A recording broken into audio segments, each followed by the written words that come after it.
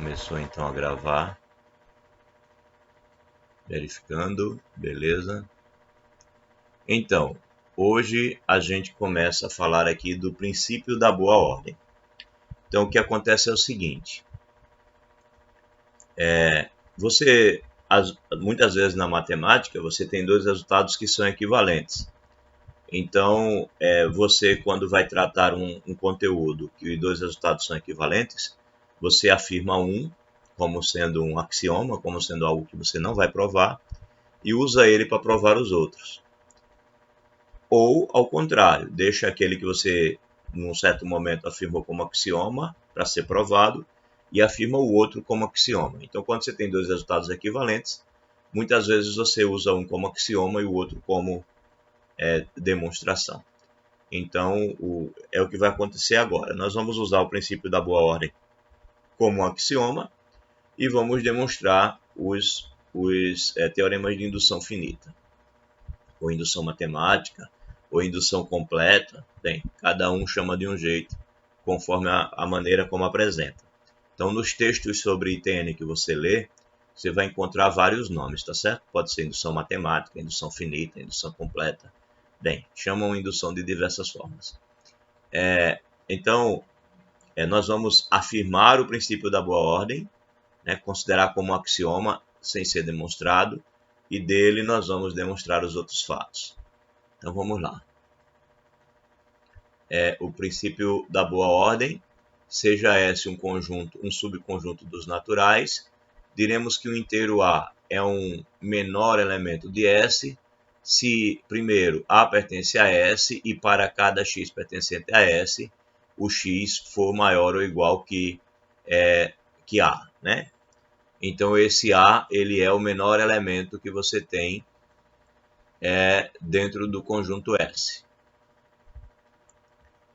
Só dei uma olhadinha ali rápido. Aqui ainda não é o princípio da boa ordem. Aqui ele está apenas definindo para você o que é um menor elemento, tá? Ele está aqui definindo para você o que é um menor elemento. Então, caso exista o menor elemento de S, ele é unicamente determinado, pois se você tiver dois menores elementos, se você tiver dois menores elementos, você vai ter que o primeiro é menor ou igual que o segundo, porque ele é o menor elemento, então ele é menor ou igual que todo mundo, e, por sua vez, o segundo é menor ou igual que o primeiro, porque ele também é o menor elemento.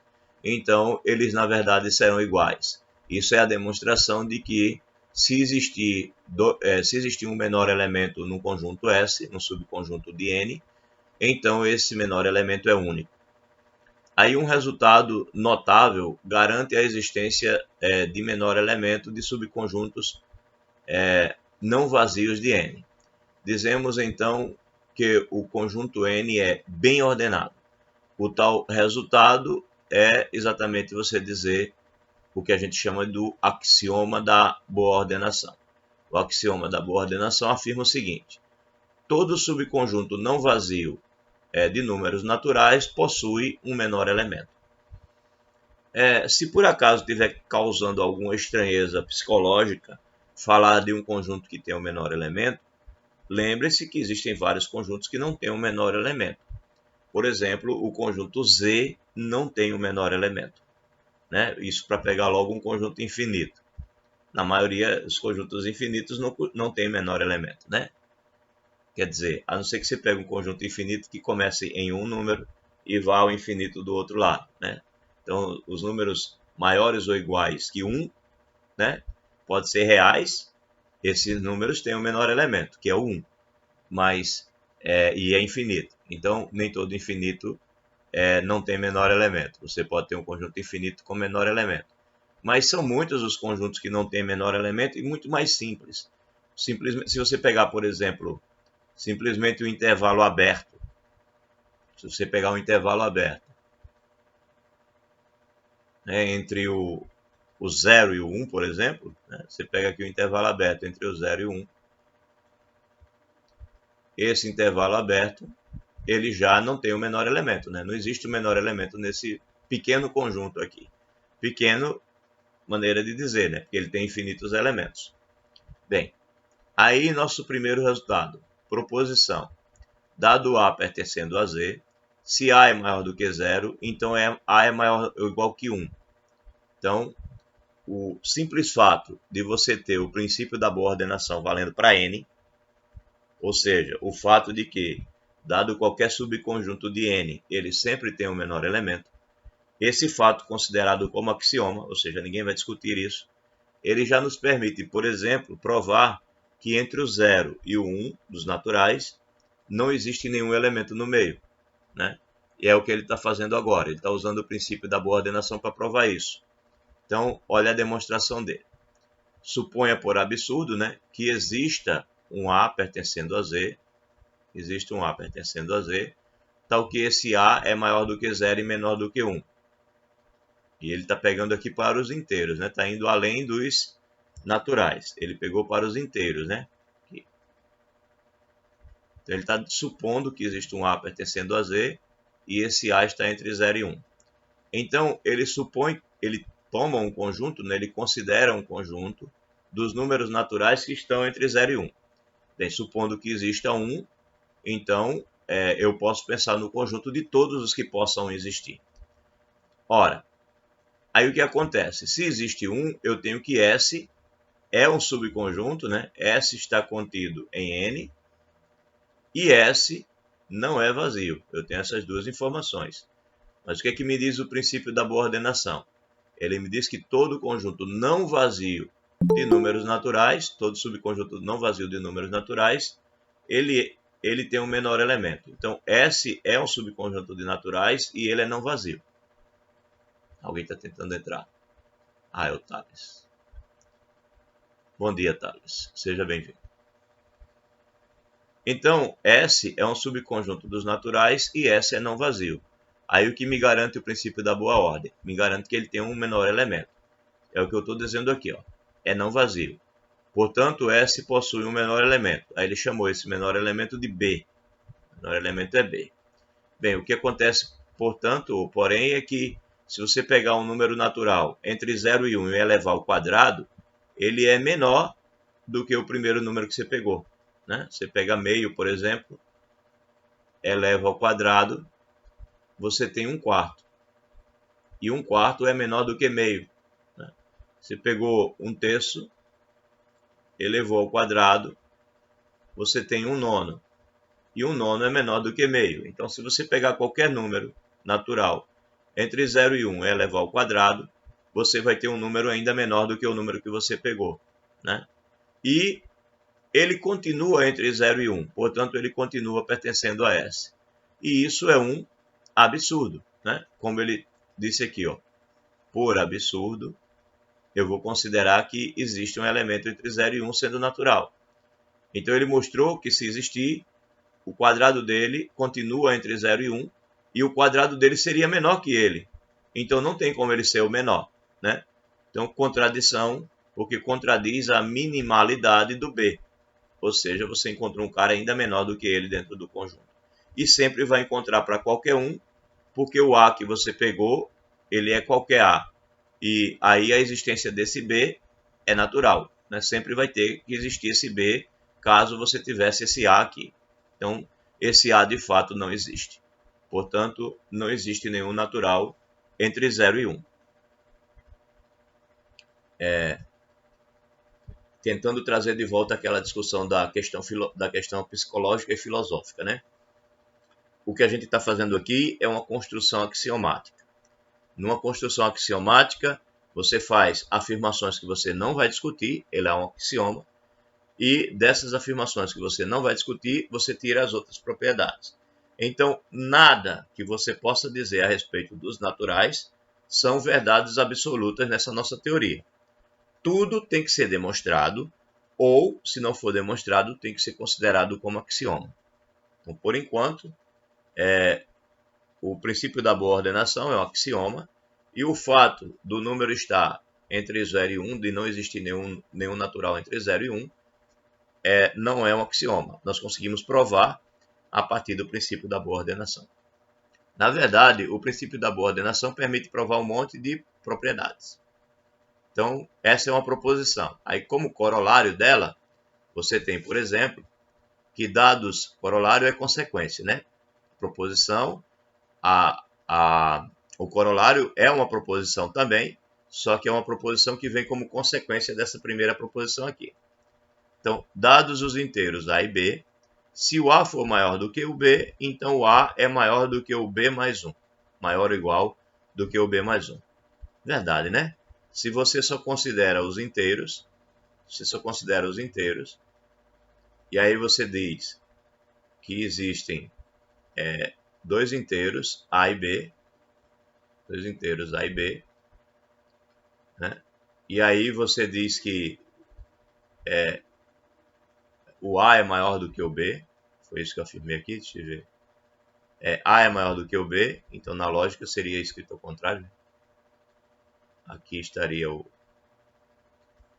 B e o A ao contrário, então se o A é que é maior do que o B, você tem o B, depois você tem o A aqui. Então ele é pelo menos uma unidade distante do B. Pode até ser que o B mais 1 esteja por aqui. Pode ser que o B mais 1 esteja por aqui, né? Mas o A, ele vai ser maior que o B mais 1 ou pelo menos igual ao B mais 1. Então, se o A é maior do que o B, o A é maior ou igual que o B mais 1. Já que eu estou pensando que A, B mais 1 e A e B são todos números inteiros, né? Então, isso é verdade. Dados os dois inteiros A e B, se o A for maior do que B, então ele é maior ou igual que o B mais 1. Aí, veja que a gente vai usar esse fato de não existir inteiros entre 0 e 1 para provar isso aqui. Ó. Ele diz aqui, de fato, se o B for menor do que o A, e por sua vez o A é menor do que o B mais 1, então o que acontece? Eu posso subtrair o B aqui, né, dos dois lados, aí o que eu vou ter? Eu vou ter que o A menos o B, ele vai ser um número positivo, né? Se eu subtrair o B aqui, aqui, né, nessa desigualdade, eu vou ter 0 menor que A menos B.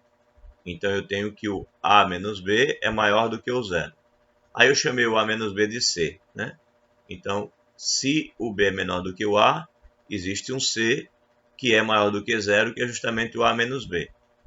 Bem, aí o que acontece? Isso é tal que o B mais o B mais C, né? Ele é menor do que o B mais 1, porque não existe nenhum inteiro aqui entre o B e o B mais 1, né? B mais C vai ser, lembrando que esse cara daqui seria justamente o A, o B aqui, né?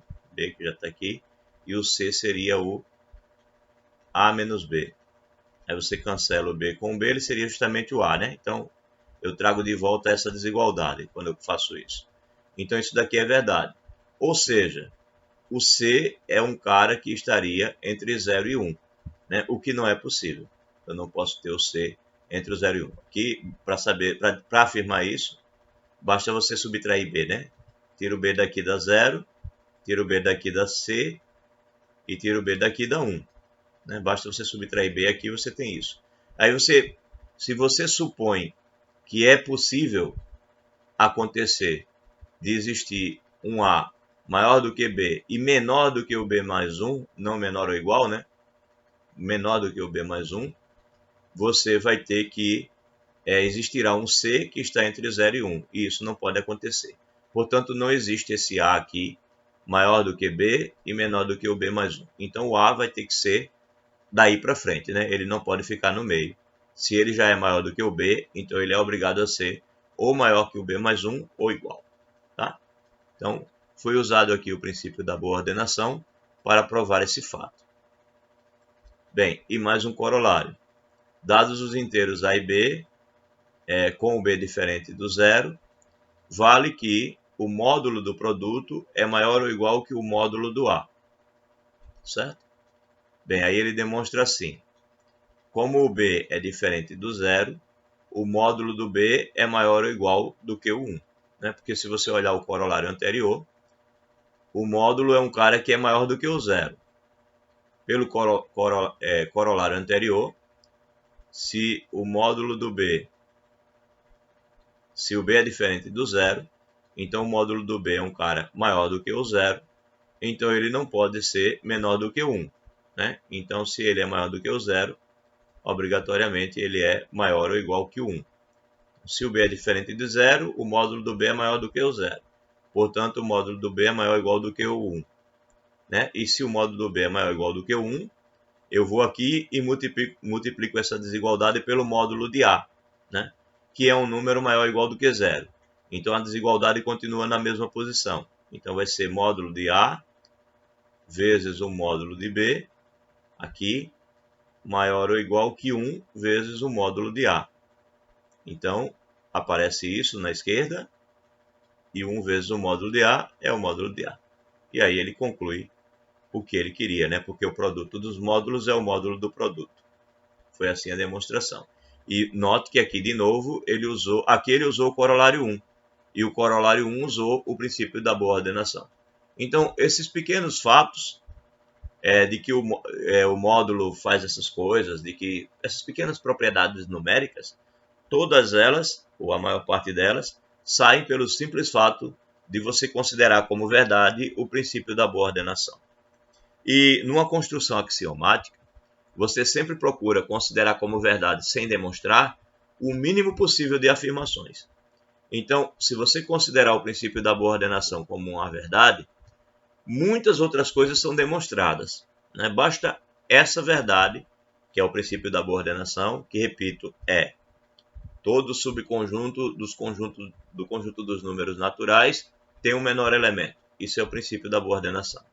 Se você considera que isso é verdade, você consegue provar um monte de coisas sobre, inclusive, os inteiros todos, e não só os naturais.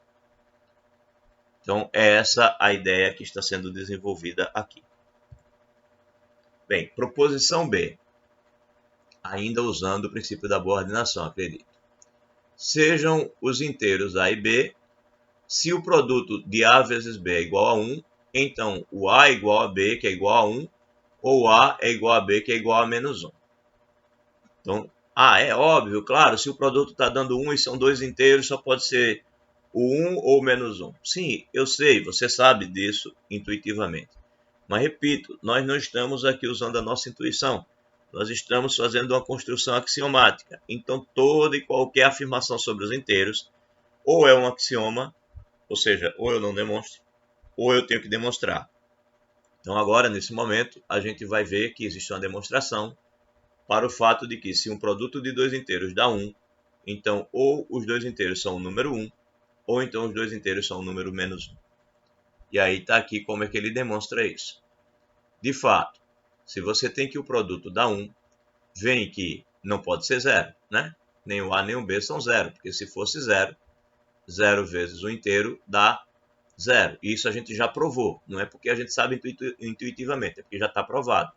Né? Nós já provamos que se A vezes B é igual a 0, então a gente tem que o A é igual a 0 ou o B é igual a 0. Nós já provamos isso. É por isso que estamos afirmando agora. Não é porque nós sabemos da nossa intuição, é porque foi provado. Então, ele está usando aqui, ó. Serão diferentes de 0, tanto A quanto B, se o produto der 1. Então, do corolário 2 e da condição 1 maior do que 0, que também já provamos que 1 é maior do que 0. Bem, o que diz o corolário 2? O corolário 2 diz que se você tiver dois inteiros, e o segundo pelo menos for diferente de 0, o módulo do produto dos dois é maior ou igual que o módulo do A. Então, desse corolário 2 e do fato de que 1 é maior do que 0, ele vai concluir o seguinte. Bem, o módulo de A vezes B é maior ou igual do que o módulo de A, é o que nos diz o corolário 2. E o fato de que isso é igual a 1 é porque se você pegar o módulo de A vezes B aqui, vai ser o módulo de 1, que é 1. Ok? Bem, e 1 é igual ao módulo de A vezes B, vai ser maior ou igual que o módulo de B, porque você tem que 1 é maior do que o zero, né? Então, você consegue estabelecer essa verdade aqui, né? Já que o módulo de B ele é maior do que 0, né? Maior ou igual do que o 0. Mas como o B não é o 0, ele é maior do que o 0 estritamente. Então, você tem essa igualdade, né? Isso daqui não poderia ser diferente. Então, Também como o módulo de A é maior do que zero e o módulo de B é maior do que zero, vem da proposição A que o módulo de A é igual ao módulo de B, que é igual a 1. Por quê? Porque se eu tenho que o módulo de A vezes B é igual a 1, né? E eu tenho que eles são maiores do que o zero, então maior do que o zero, né? O que diz a proposição? Ela diz que se for maior do que o zero, vai ter que ser maior ou igual que o 1. Mas como o produto está dando 1, então é exatamente igual ao 1. Mas isso em módulo, né? Em módulo.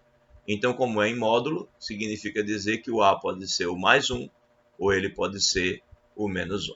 Então, a gente conclui o que a gente queria, né? Então, enfim, da hipótese, o A vezes B igual a 1, temos também que o A igual a B igual a 1 ou o A igual a B igual a menos 1. Ok, então está provado também esse fato. Se o produto dá 1, então ou os dois são 1 ou os dois são menos 1, certo? Uns ou menos 1.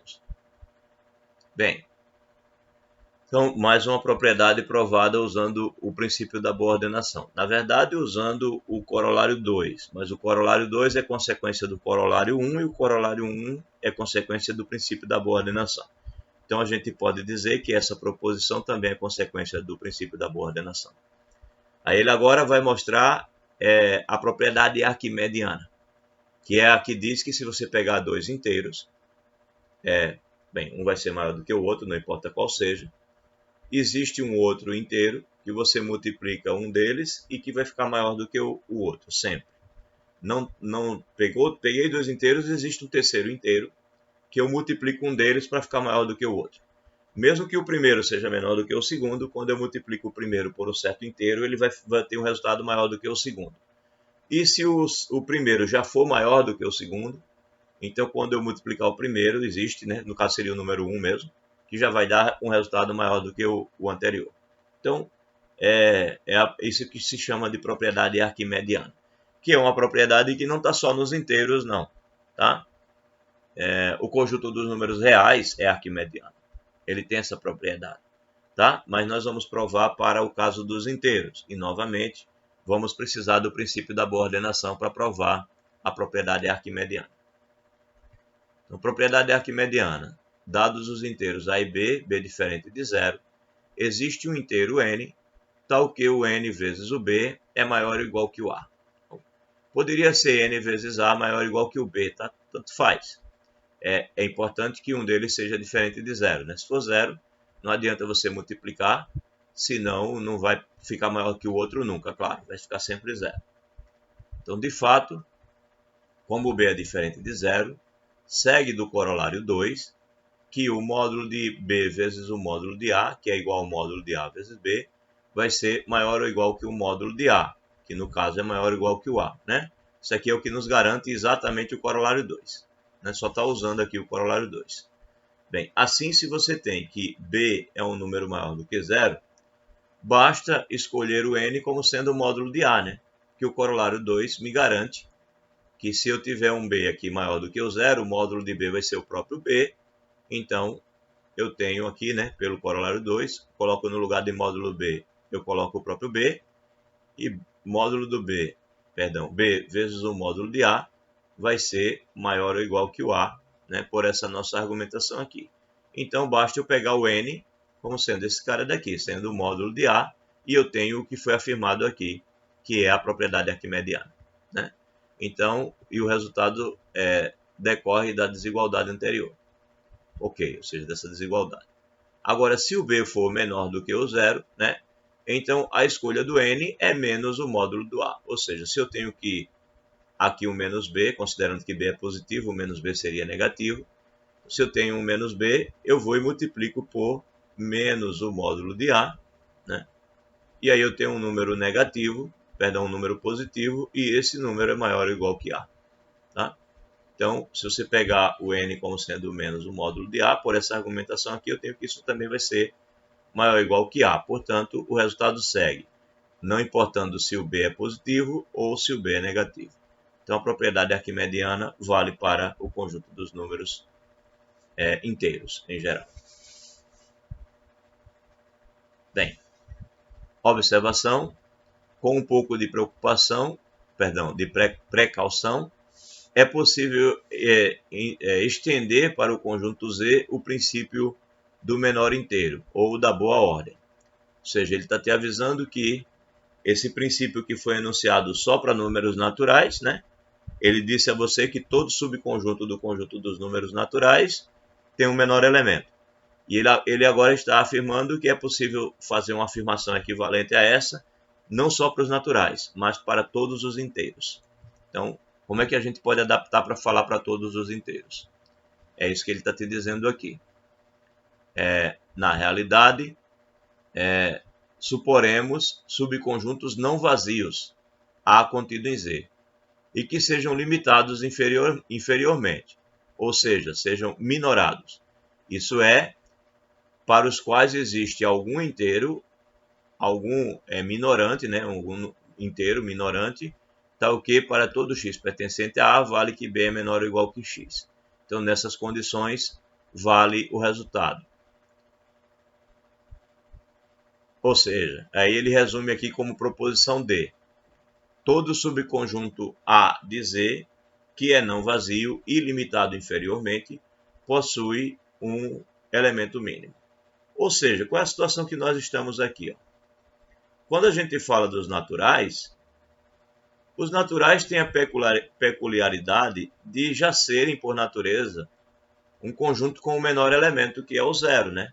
Os naturais já começam no zero. Então, qualquer subconjunto que você pegar aqui, naturalmente vai ter um menor elemento. Agora, quando você pensa nos inteiros em geral, os inteiros têm o defeito, digamos, né, vou chamar de defeito, de que não existe o menor elemento nele próprio, né? Não existe o menor elemento nos inteiros. Você pode ir a infinito aqui na parte negativa, como também não existe o maior elemento. Então, para você estabelecer algo parecido com o princípio da boa ordenação, você tem que dizer o seguinte, que se eu for pegar um subconjunto, sei lá, um subconjunto que começa aqui, e pode ir até onde ele quiser, pode ir até o infinito, por que todo subconjunto que eu pegar a partir de um certo valor vai ter um menor elemento? Então a gente diz o seguinte, que se você pegar um subconjunto, digamos A, que começou daqui para frente, você pegou um subconjunto A que começa aí e vai em frente, até o infinito, digamos. Por que eu garanto que ele tem um menor elemento? Eu garanto porque ele é limitado inferiormente.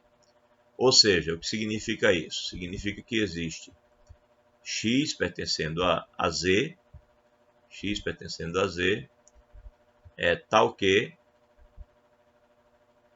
existe um x pertencendo a Z, tal que o x ele é menor do que o A, qualquer que seja o A pertencendo a A. Veja, eu disse menor porque eu estou considerando os números que nem estão em A, né? Basta que exista pelo menos um número inteiro que não esteja em A e que seja menor do que todos os elementos de A. Então ele é limitado inferiormente. Porque se eu colocar igualdade, né, se for igual, significa dizer que esse x já está em A. E naturalmente esse x automaticamente já é o menor elemento.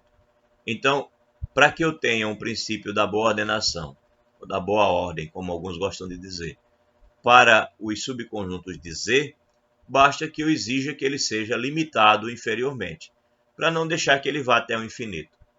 E também vale observar que a gente poderia ter a mesma ideia para limitado superiormente, e aí a gente afirmaria que o subconjunto tem um maior elemento também. Tem um menor elemento e pode ter um maior elemento. Se limitado inferiormente, tem um menor elemento. Se limitado superiormente, tem um maior elemento. Tá? Então, é isso que ele está te afirmando aqui na proposição D. Todo subconjunto A de Z, que é não vazio e limitado inferiormente, possui um elemento mínimo. E aí ele vai demonstrar isso. Então, ele expande a ideia do princípio da boa ordenação para os naturais, agora para os inteiros, né? Você pode usar um princípio da boa ordenação não só para os naturais para concluir coisas sobre inteiros. Algumas propriedades até dá para concluir que nós concluímos agora há pouco nas outras proposições. Mas com esse princípio da boa ordenação para os inteiros, ou seja, mais um axioma, nesse caso nós vamos demonstrá-lo, porque a gente vai usar o princípio da boa ordenação dos naturais para provar o princípio da boa ordenação dos inteiros. Então a gente não precisa tratá-lo como axioma. Aí a gente vai usar esse princípio para poder provar outras coisas. Bem, então como é que ele demonstra? Ele diz assim, ó, de fato, se B é um minorante de A, ou seja, ele é um elemento que é menor ou igual que todos os elementos de A, mas não obrigatoriamente pertence a A, tá? Quando ele chama de minorante, também pode ser chamado de cota inferior, minorante ou cota inferior. Se você estiver lendo um texto qualquer e ouvir falar em minorante ou ouvir falar em majorante, tá? Isso daqui também pode ser chamado de cota superior, no caso a primeira é a inferior, né? Cota inferior para o primeiro, para o minorante, ou cota superior para o majorante, ok? Você pode ler essas palavras em algum outro lugar. Então, de fato, se B é um minorante de A, então o subconjunto S formado por x menos B, x pertencendo a A, é um subconjunto não vazio de N. Então ele está dizendo o seguinte, ora, se eu estou em Z e não em N, né? Aqui eu estou em Z, aqui eu estou em N. Então, se eu estou em Z e não em N, e eu tenho um minorante, digamos o menos 3 aqui, né? Menos 3 é um minorante. É um cara que é menor do que todos os elementos de A, mas não está em A. Então ele é um minorante de A. E ele está te dizendo que se eu fizer uma diferença entre ele e um daqui, né? Na verdade, pegando o primeiro daqui, né? Ele pegou como? Ele pegou a diferença x menos B, onde B é o minorante, né? E o x é quem está em A. Então, se eu pegar um cara do A, qualquer um, vamos pegar o menorzinho, menos 2. Então, se eu pegar menos 2 e fizer menos o minorante, menos 3, eu vou ter menos 2 mais 3, e isso vai ser um número positivo, né? Isso vai ser 1. E isso pertence aos naturais. Então, se eu pegar qualquer número que está antes aqui do A e fizer a subtração de um número do A menos ele, né? Eu vou estar pegando um número maior menos um número menor. Então, isso vai ser sempre positivo, portanto, pertence aos naturais. Então, ele está te dizendo que o conjunto dessas diferenças, né? As diferenças em que eu pego o x sendo um elemento de A e o B como sendo qualquer minorante, esse conjunto aqui está contido no conjunto dos números naturais e ele é não vazio. Por que ele é não vazio? Porque A não é vazio, tá? Eu estou considerando todo subconjunto A de Z que não é vazio. Portanto, o S também não é vazio. Então, o que eu tenho de S? Eu tenho que S ele é subconjunto dos naturais e eu tenho que S é não vazio. Aí o princípio da boa ordenação para os números naturais me garante que S tem um menor elemento. Né? Então, logo, pelo princípio do menor inteiro natural, existe um número K que é o menor elemento de S. Portanto, esse número, ele chamou, existe K menor elemento de S, tá certo. Portanto, existe um M pertencendo a A, né, que eu posso olhar como elemento aqui de S, né? Então, eu vou ter um M menos B, que vai ser esse K, onde esse K é o menor elemento do S. Ok. Então, enfim, se o X pertencente a A é um elemento qualquer, o que vai acontecer? Eu tenho que o X menos B pertence a S. Logo, se eu olho para M menos B, que é o menor elemento de todos em S, ele vai ter que ser menor ou igual que esse X menos B. Mas aí, isso significa, né? Tiro o B daqui, somo o B dos dois lados, e significa dizer que o M ele vai ser menor ou igual do que o X. Ou seja, o M é o menor elemento de A, né? Ele é menor ou igual que qualquer elemento X que eu pegar em A, né?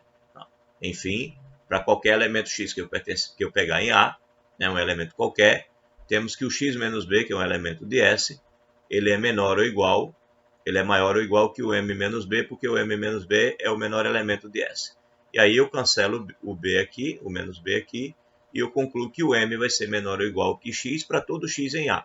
Ou seja, que o M é o elemento mínimo de A, que é o que eu queria provar. Eu queria provar que A tem um menor elemento. Então, ok.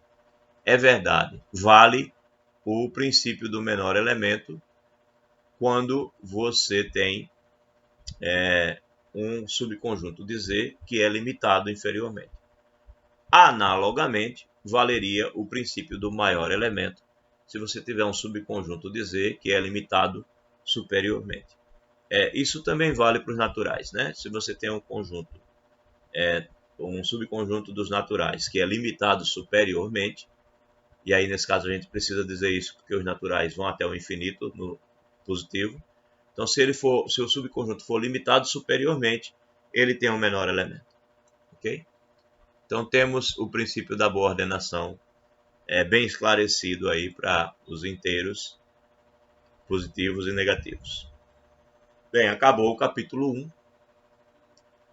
Vamos ao capítulo 2, vamos falar agora de indução finita, ok? Mas isso significa dizer, acabou o capítulo 1, significa dizer que tem um monte de exercício para fazer, tá? E aí vai fazendo os exercícios, que é para ir se ambientando com a teoria, porque daqui a pouco próximo final de semana a gente vai falar em prova, tá bom? Vamos ter uma aula normal e a gente fala em prova, certo? A gente vai já ajustando o que cobrar na primeira avaliação. Tudo é muito rápido, né? Então vamos lá. Capítulo 2, indução finita. Ele diz que pretende discutir a validação de sentenças abertas em conjuntos infinitos, descrever o método da indução matemática, explicitar o teorema da indução finita em suas duas formas e estabelecer definições por recorrência. Além disso, aplicar a teoria a problemas elementares de contagem. Então é exatamente isso que ele faz aqui no capítulo 2. Então vamos a ele. Introdução. Bem, como o conjunto Z dos inteiros é infinito, ocorrem dificuldades de ordem lógica e operacional para formular e validar corretamente várias propriedades, mesmo aquelas de caráter discreto. Ou seja, ele está te dizendo que como Z é infinito, fazer uma afirmação para infinitos elementos dá trabalho. Às vezes, você faz uma afirmação, ela vale para um monte de elementos, para muitos elementos, mas não vale para todos. E aí, como é que você consegue fazer a afirmação para todos? Esse é o problema que a indução finita vai resolver. Então, a indução matemática, ou indução finita, ou indução completa, bem, cada um dá um nome diferente, fornece critérios eficientes para estabelecer verdades matemáticas válidas em conjuntos infinitos. Às vezes, uma indução empírica pode apontar para uma certa conclusão, após várias tentativas experimentais concordantes. Mesmo que o número de tentativas seja muito grande, uma indução empírica não implica necessariamente numa certeza. Então, às vezes a gente faz uma experimentação, né? Faz uma experimentação 1000 vezes. Aí diz, é verdade sempre, né? Os mais velhos têm muitas experimentações assim. Você às vezes vai conversar com uma pessoa que já viveu muito e ela diz, eu fiz isso uma vez, 2 vezes, 3 vezes, 10 vezes, faz 10 anos que eu venho fazendo isso, está dando sempre certo, por que eu vou mudar? Mas de repente o clima mudou, a região mudou, ela foi morar em outro lugar e aquela receita que ela usava no clima frio não reage da mesma maneira que no clima quente. Ou ao contrário, fazia no clima quente, foi fazer no clima frio e não funciona do mesmo jeito. Então, isso é o que a gente chama de indução empírica. Você faz uma experimentação muitas vezes e aí você diz, é verdade, acontece sempre, está acontecendo sempre, então é verdade. Né? Então, isso é o que a gente chama de indução empírica. E isso não é o que a gente aceita na matemática. existem coisas relacionadas a números, que é verdade no primeiro número, é verdade no segundo, é verdade no 15º, no 41º, mas não é verdade sempre. Chega num certo número que aquela verdade ali falha. Então, é importante que se tenha uma demonstração, né? Por exemplo, um dos mais famosos problemas, chamados problemas, como é que o pessoal chama? Selvagens, da matemática, é aquele problema que diz que o conjunto dos primos gêmeos é infinito. Não está provado até hoje. Primos gêmeos são primos que a distância entre eles é apenas um número, tem apenas um número no meio, né? Então, por exemplo, o número 2 é primo, e o número 3 também é primo, mas não tem nenhum número no meio, então não é o caso. Mas o número 3 é primo e o 5 também, só tem o 4 no meio. Então o 3 e o 5 são gêmeos. O 5 e o 7 são gêmeos. Mas o 7 e o 11 não são. O 11 e o 13 são gêmeos. Aí depois vem quem? 14, 15, 16, 17. O 17 não é gêmeo do 13, mas é gêmeo do 19. Aí vem 20, 21, 22, 23. Aí o 23 não tem gêmeo, não é gêmeo com ninguém, né? Ele não tem nem o 21, nem o 25 como primos. Então, o 23 é o primeiro primo gêmeo, é o primeiro primo que não é gêmeo de ninguém. Sem considerar o 2 também, que não é gêmeo de ninguém. E aí, daí em diante, quando você vai olhando os primos gêmeos, você vai vendo que vão ficando cada vez mais distantes uns dos outros. Vai chegar no momento em que encontrar um primo gêmeo, um par de primos gêmeos, fica difícil. E aí haja computador para fazer conta para encontrar primos gêmeos, né? Então, hoje em dia, existem primos gêmeos encontrados com milhares e milhares de algarismos, né? Primos gêmeos imensos, que são muito usados, por exemplo, em criptografia, em código de segurança de computador. Mas a pergunta é, eles acabam? Chega no momento que diz assim, não, daqui em diante não há mais primos gêmeos. A intuição dos matemáticos tem dito que não, eles não acabam nunca. Mas até hoje não existe uma demonstração, né, um argumento matemático formal que prove eles são infinitos. Não tem, tá? Então, existem afirmações sobre conjuntos infinitos que não são fáceis de provar. E algumas no passado, inclusive, enganaram bons matemáticos, que fizeram a conta para 1, para 2, para 3, para 4, para 5. Como na época as contas eram todas feitas na mão mesmo, então o cara concluiu, já fiz até 5, números imensos, um monte de contas feitas na mão. Isso é verdade sempre. Fermat fez isso, né? É verdade que tal tipo de número é sempre primo. E não era verdade. Mas na frente percebeu-se que a partir de uma certa quantidade de contas, ele iria descobrir que existiam, naquela sequência de números que ele estava falando, existiam números que não eram primos. Então, estudar a indução matemática se justifica em cima disso, né? Em cima do fato de que é preciso estabelecer verdades absolutas, né? Você precisa ter certeza, né? Na matemática você tem que ter certeza, e para ter certeza, uma quantidade grande de tentativas e experiências não prova nada. Então, consideremos os exemplos. Onde n vai representar um número natural qualquer, tá? Então, o primeiro exemplo diz o seguinte: P de n, né, o polinômio n ao quadrado mais n mais 41 é um número primo. Esse é o primeiro exemplo. Então, vamos ver isso. Por exemplo, esse primeiro exemplo. O cara afirmou que o P de n, que é o polinômio n ao quadrado mais n mais 41, isso dá sempre números primos. Então, vamos ver essa afirmação e pensar que nós não tenhamos uma calculadora na mão. Então, quando você faz o P de 1, melhor, P de 0, né? Você teria 0, 0, 41. 41 é primo. Aí você faz o P de 1, você teria 1 mais 1, 2 mais 41. Aí você teria 43, é primo. P de 2, 4, 6 mais 41. 47 é primo. P de 3 é 9 mais 3 mais 41. Você teria 12 mais 41. Dá 53, né? 53 é primo.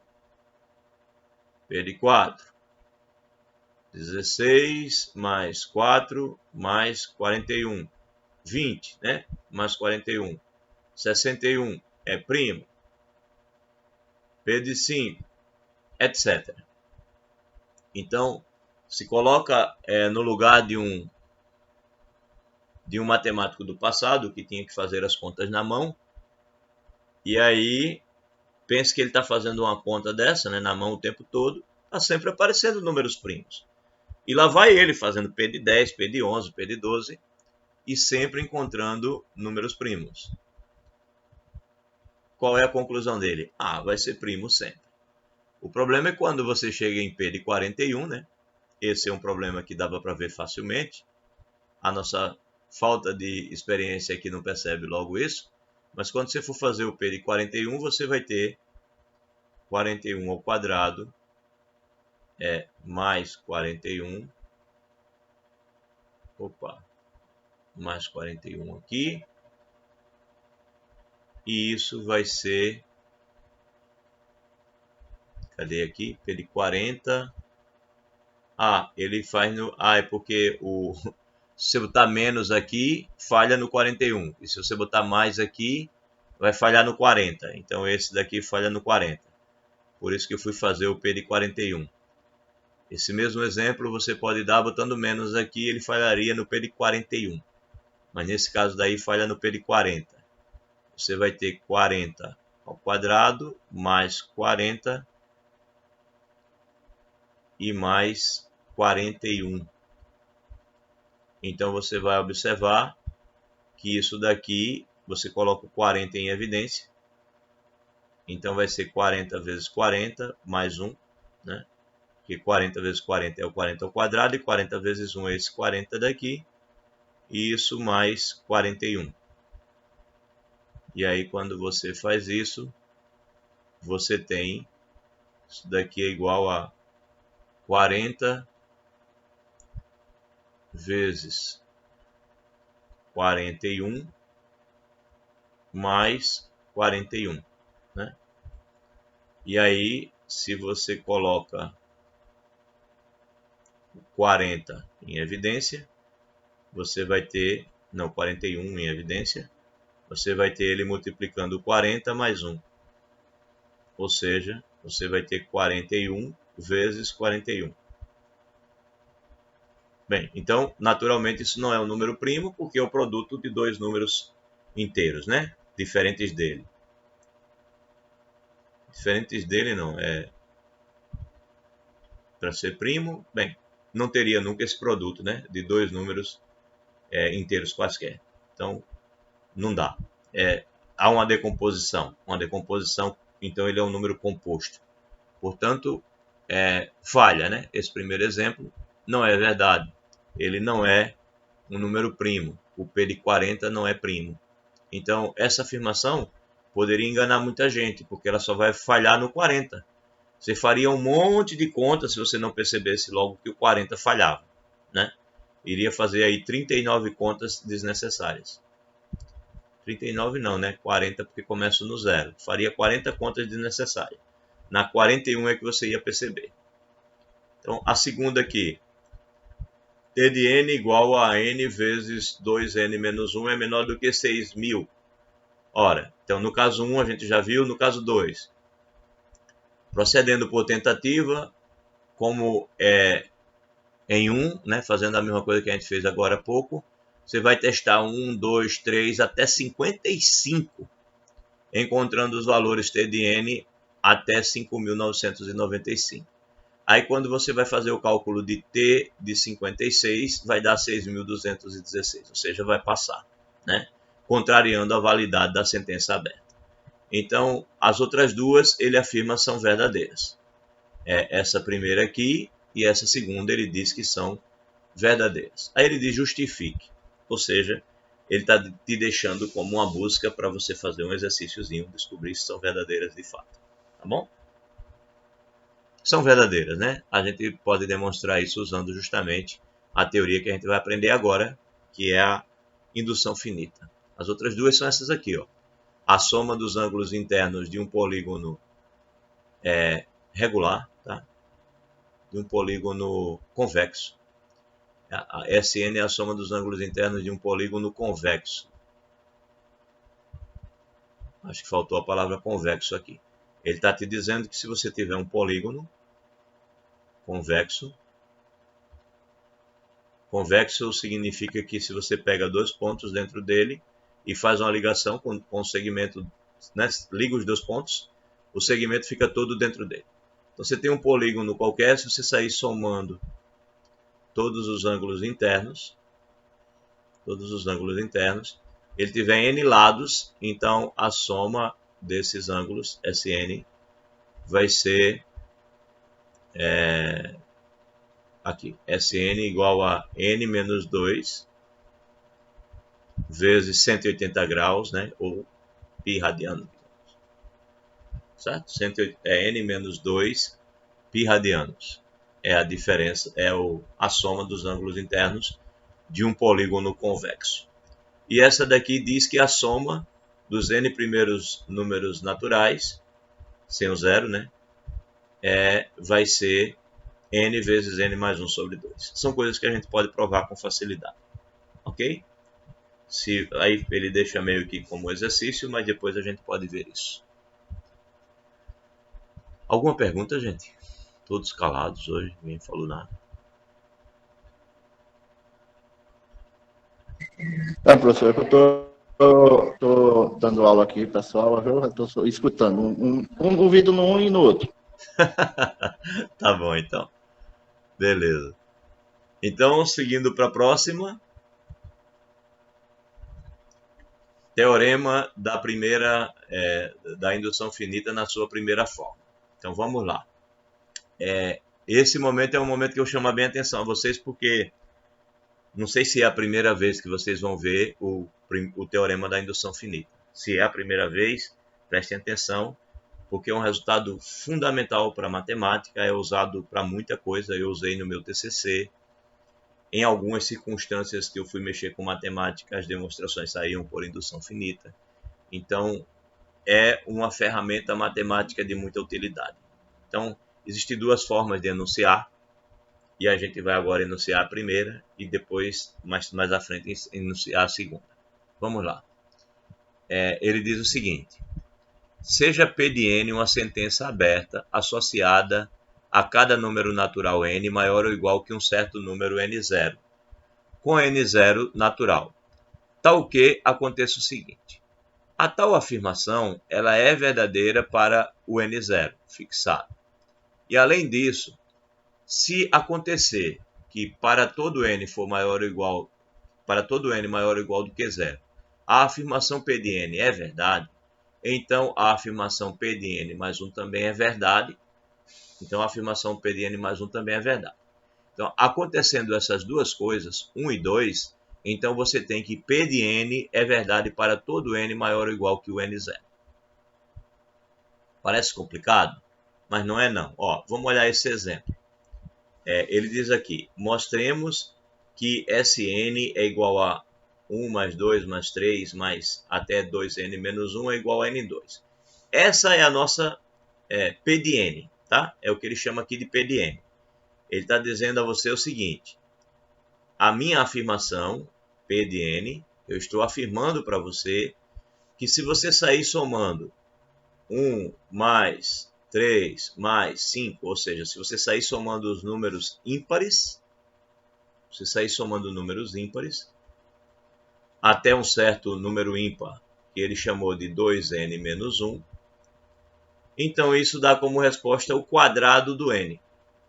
Isso é a afirmação dele, essa é a nossa P de n. Então ele diz, a P de n é uma sentença aberta associada a um número natural n maior ou igual que o n0. Aí quem é o n0? Bem, o n0 aqui é o 1, né? Você pode pegar o 1 Então você vai dizer P de 1, quem é a P de 1? É só você pegar só o 1 aqui.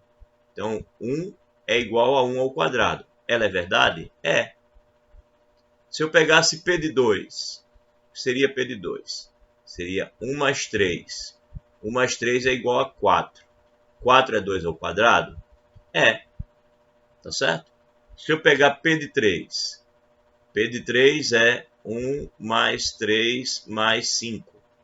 Isso é 9. 9 é 3 ao quadrado? É.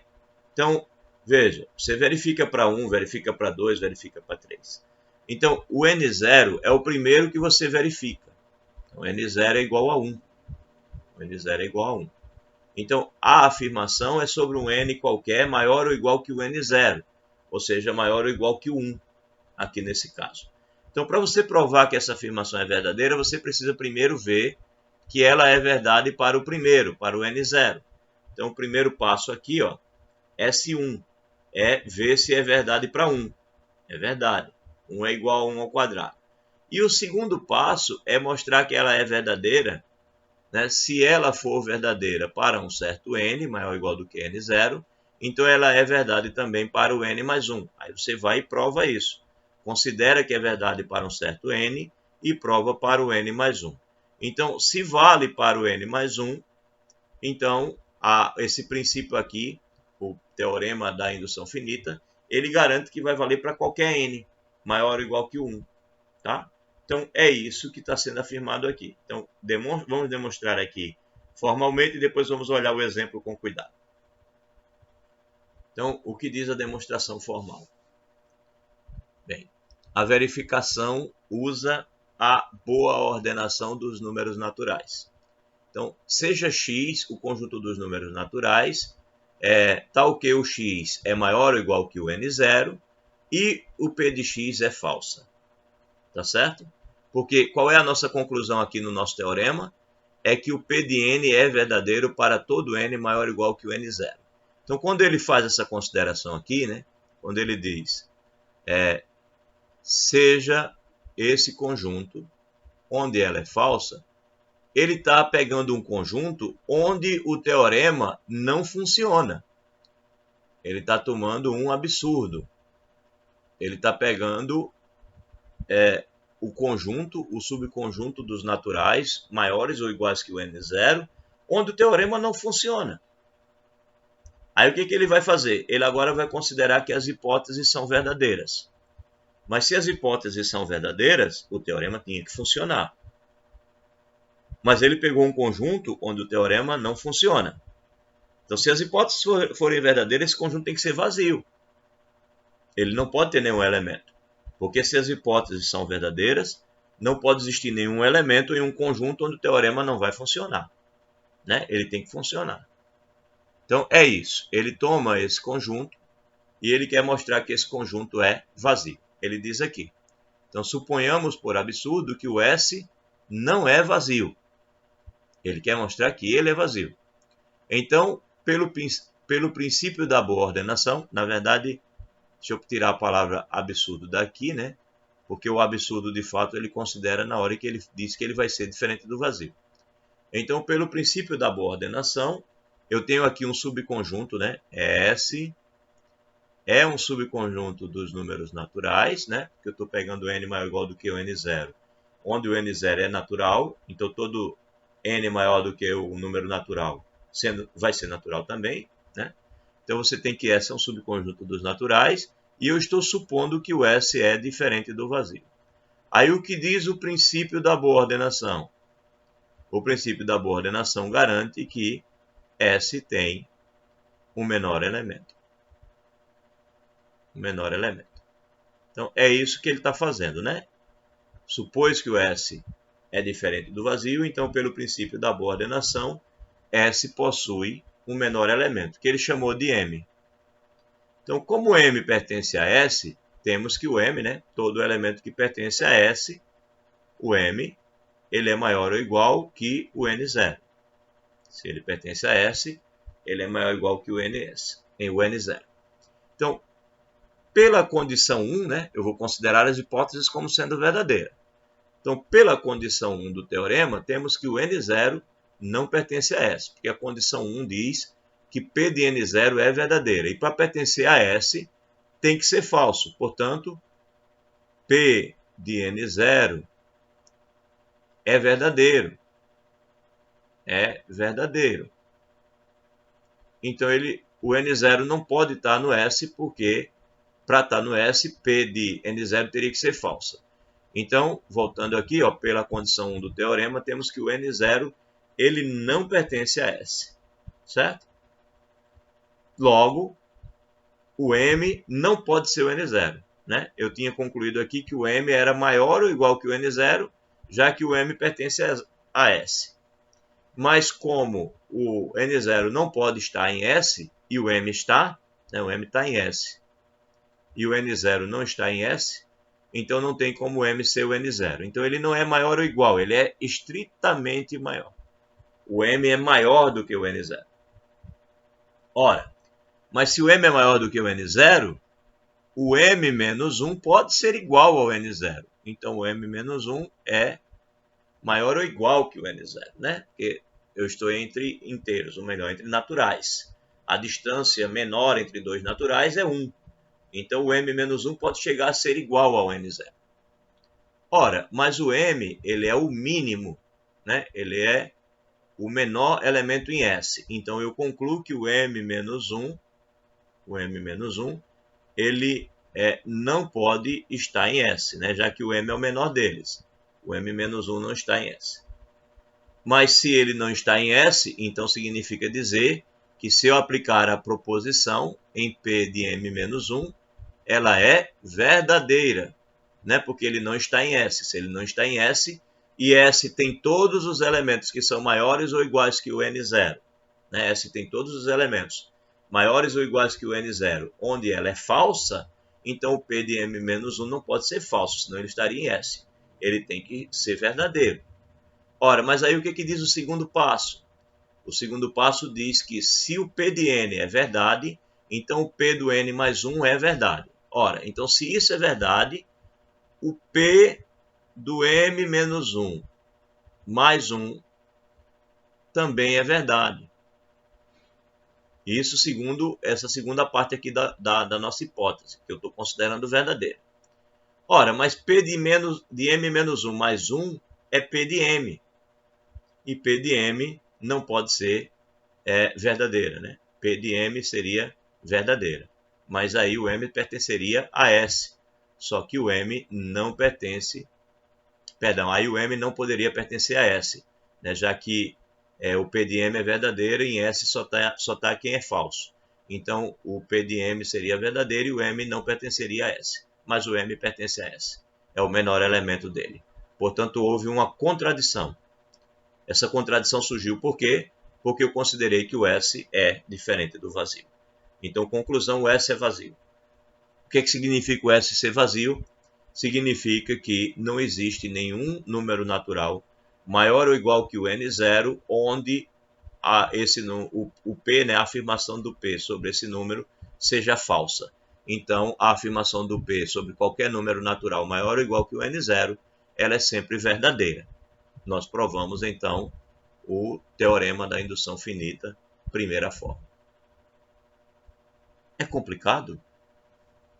Eu acho. Eu acho complicado. Toda vez que eu releio essa demonstração, eu acho ela espetacular, assim, né? Super engenhosa. Você quer provar que um certo conjunto todos os naturais maiores que o N, maiores ou iguais que o N0, né? Provar que uma afirmação vale para todo N maior ou igual que um N0, todo N natural. E aí o que você faz? Você supõe que existe um subconjunto desses N's maiores ou iguais que o N0, onde a afirmação não é verdadeira, ela é falsa. E qual é a sua intenção? É mostrar que esse subconjunto é vazio. Porque se ele é vazio, como eu peguei um subconjunto qualquer, então eu provei que todos os subconjuntos dos números naturais maiores ou iguais que o N0, onde a afirmação é falsa, esses subconjuntos, todos eles são vazios, portanto, todo número natural maior ou igual que o N0 sempre terá essa afirmação verdadeira, que é o que afirma o nosso princípio da indução finita primeira forma, né? E aí o que eu faço para poder provar isso? Eu noto que esse subconjunto que eu estou pensando lá, se ele não for vazio, pelo princípio da boa ordenação, ele tem um menor elemento. Eu chamo esse menor elemento de M. Bem, mas se ele está no S, então ele é maior ou igual que o N0. Ora, mas se eu considerar pela hipótese que o P de N0 é verdadeiro, o N0 não pode estar no S. Portanto, esse M, ele não pode ser maior ou igual que o N0. Ele tem que ser maior do que o N0. Mas se ele é maior do que o N0, ele menos 1 pode ser igual ao N0. Portanto, o M menos 1, ele é maior ou igual que o N0. Isso significa dizer que o M menos 1 está dentro do S. Mas se você supõe que o P do N menos 1 é verdadeira, né? Você tem que ele vai ser verdadeiro, então o segundo item lá da nossa indução diz que o P do M menos 1 mais 1 vai ter que ser verdadeiro também. Só que o P do M menos 1 mais 1 é o P do M, né? Menos 1 mais 1 vai dar o P do M. Aí você estará afirmando que o P do M é verdadeiro. Mas o M é o menor elemento de S. O P do M tem que ser falso. Portanto, há uma contradição. Aí, se há uma contradição, alguma coisa que você supôs no início não é verdadeira. E o que foi que você supôs desde o início? Que o S era diferente do vazio.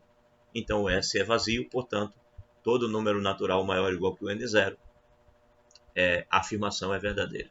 Está provado o princípio da indução. Muito, muito bonitinho, né? Muito engenhoso. Complicado a princípio, a primeira vez que se vê, mas bastante inteligente a ideia. Bastante interessante. Então vamos para esse exemplo agora de novo, né? Olha ele de novo lá. Mostremos que a soma dos ímpares é o quadrado da quantidade, né? de parcelas que você soma. Isso para n maior ou igual do que 1. Então, alguns termos de Sn sugerem que realmente a expressão Sn igual a n ao quadrado é correta. Você calcula o 1, dá 1 ao quadrado, é verdade. Você calcula 1 mais 3, dá 2 ao quadrado. Você calcula 1 mais 3 mais 5, dá 3 ao quadrado, que é 9. Beleza. Então, você vê que parece ser verdade essa afirmação. Aí você pega e afirma a primeira, né? Bem, então a primeira é verdade. Então, para 1 é verdade. Ok, verifiquei o primeiro passo da indução. Verifiquei o item 1. Então, é verdadeiro. Agora, eu suponho que é verdade para um certo n, fixo qualquer, maior ou igual que o n0. Então, suponha um n fixo, tá? Esse n que eu estou pensando aqui é fixo, maior ou igual que o 1, e eu suponho que o Sn vai ser n ao quadrado, ou seja, eu estou supondo que ela é verdadeira para um certo n. Né? Se P de n é verdadeiro, estou supondo aqui, ó, P de n é verdade. O S de n é igual a n ao quadrado. E aí, nós queremos calcular o S do n mais 1. Ou seja, vamos verificar se o P do n mais 1 também é verdade. Aí, quando eu vou calcular o S do n mais 1, o que é que eu tenho? 1 mais 3 até o 2n menos 1. Aí, quando eu pegar mais uma unidade, o que, que vai acontecer? É o próximo número ímpar. Então, eu devo somar 2 aqui. Então, se eu somar 1, dá 2n. E se eu somar 2, dá 2n mais 1. Então, o Sn mais 1 vai até o 2n mais 1. Ora, mas se você olhar até aqui você tem o Sn. Então, o Sn mais 1 ele vai ser o Sn mais o 2n mais 1.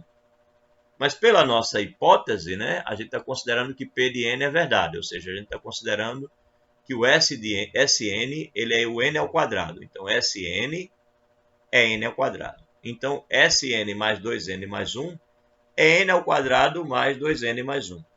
Só que quando você olha para isso daqui é o quadrado do primeiro, mais 2 vezes o primeiro, vezes o segundo, mais o quadrado do segundo, disso daqui, né? Do n mais 1 aqui, ó. É o n mais 1 ao quadrado. Então, você concluiu que o Sn mais 1 é o n mais 1 ao quadrado. É a mesma fórmula, né? Ó. Sn igual a n ao quadrado, quando você olha para o n mais 1, Sn mais 1 igual ao n mais 1 ao quadrado. Ou seja, você supôs que era verdade que Sn é n ao quadrado e provou que o Sn mais 1 é o n mais 1 ao quadrado. Supôs que era verdade essa e provou para n mais 1.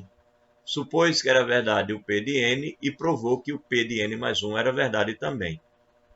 Então, o que garante o princípio da indução, garante que é verdade para todo n. Né? Então, concluir isso daqui, né, coincide com a expressão enunciada.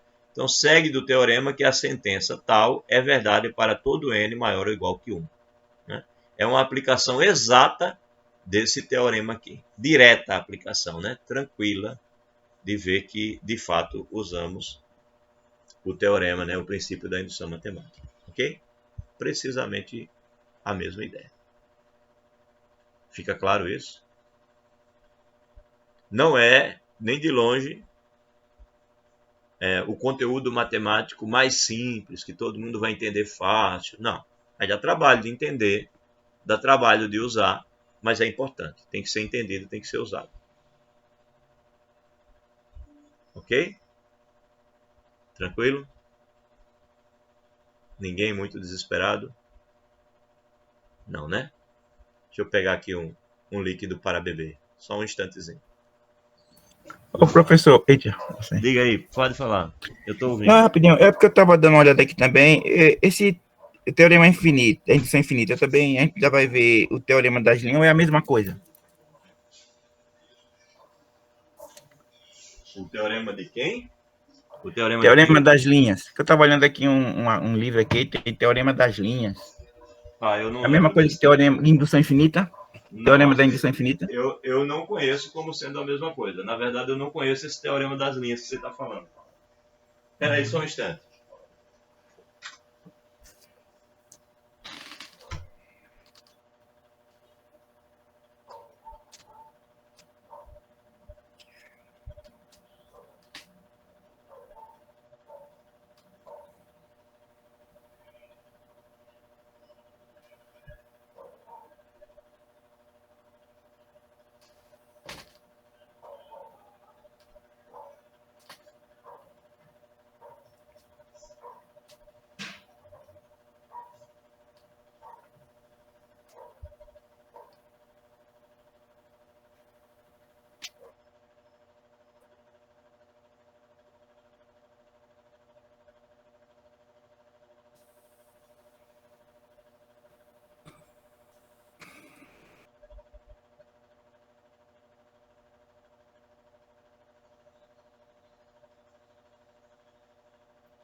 O assunto tá começando a dar um nó.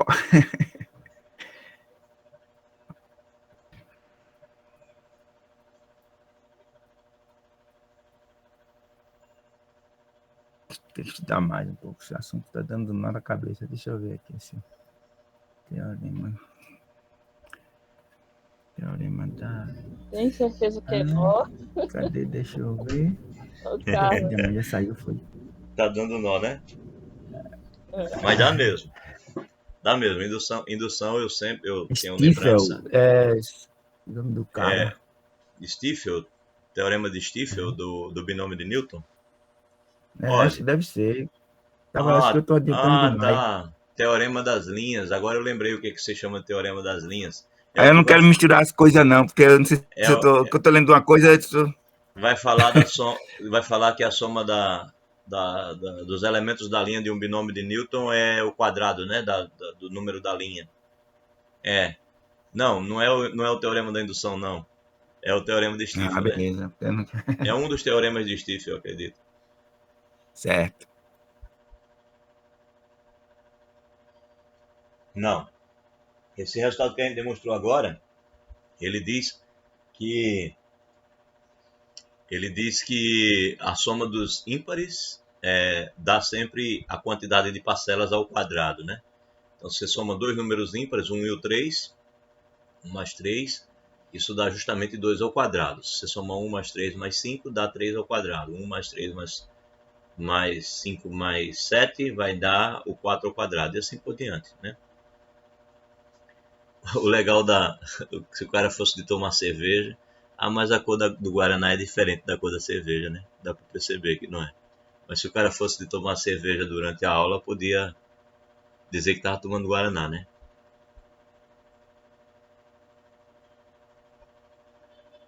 Mas sem tomar cerveja já dá trabalho de falar de indução finita. Imagina se eu fosse tomar cerveja, é que eu não ia conseguir falar mesmo. É melhor não. É melhor Guaraná mesmo. Bem, então, é fundamental o teorema da indução finita. Ele resolve um monte de problemas. A maioria das fórmulas do ensino médio que a gente fala, soma dos termos de um APA, soma dos termos de um APG, essas coisas que a gente soma um monte de elementos, essas coisas ligadas ao teorema do binômio de Newton, a soma das linhas, tudo isso vai se usar o princípio da indução para poder provar. Né? O teorema de Stifel provavelmente alguma coisa tem a ver com indução finita, mas como aplicação. Né? Esse teorema que a gente acabou de provar é o teorema que vai provar outras coisas. A gente vai falar, eu acho que vai ter um momento que a gente vai falar aqui do binômio de Newton como um dos exemplos.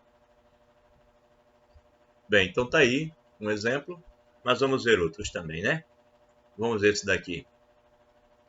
Verificar que 2 elevado a n é sempre maior que o n ao quadrado para todo n maior ou igual que 5. Olha que legal. Uma potência de 2 é sempre menor do que o n ao quadrado, né?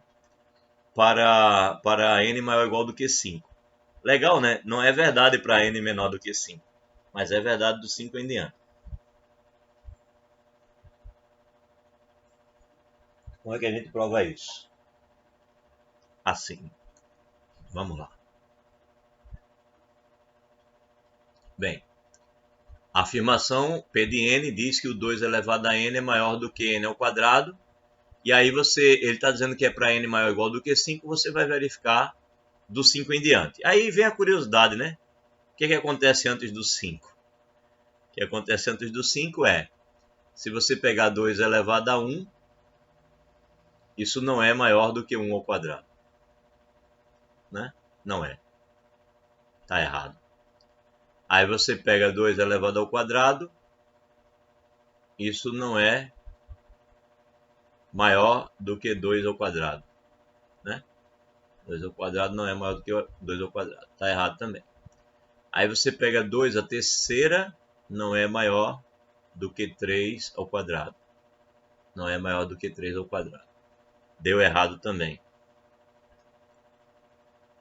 Então até o 3 não aconteceu. Aí vamos para o 4. 2 à quarta dá 16, né? E 4 ao quadrado também dá 16. Também não é. Não é isso? Ah, isso me lembra minha equaçãozinha, né, favorita. Aquela do 2 elevado a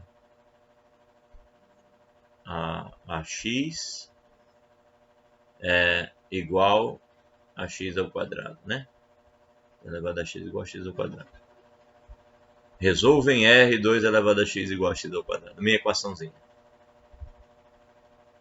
Bem, então vamos para o 5, né? É quando você vai olhar o 5, 2 à quinta igual, ou melhor, maior do que 5 ao quadrado. Aí é verdade, né? Porque aqui dá 25 e aqui dá 32. Então, ok. No 5 aconteceu. Será que acontece no 6? Bem, 2 à sexta maior do que 6 ao quadrado. Né? 64 maior que 36. Pronto, ficou bem maior daqui em diante, acredito. Então, ok. Então, parece ser verdade o que ele afirmou. Aí, para 5 é verdade, né? Você olha aqui o 5, P de 5 é verdadeiro, ok. Aí você verificou até aqui, ó. Quando você fez isso, você verificou o item 1 da nossa indução, né? Verificou o item 1. Já valeu o item 1, né? Lembrem lá do item 1. P de N0 é verdadeira. Então já verificamos. É o primeiro passo. Verdadeira. Aí agora suponha para um certo N fixo, tá? Você fixa o N. N maior ou igual do que 5, você supõe que é verdade. Eu gosto de mudar a letra. Eu, na minha escrita, eu faria assim. Suponha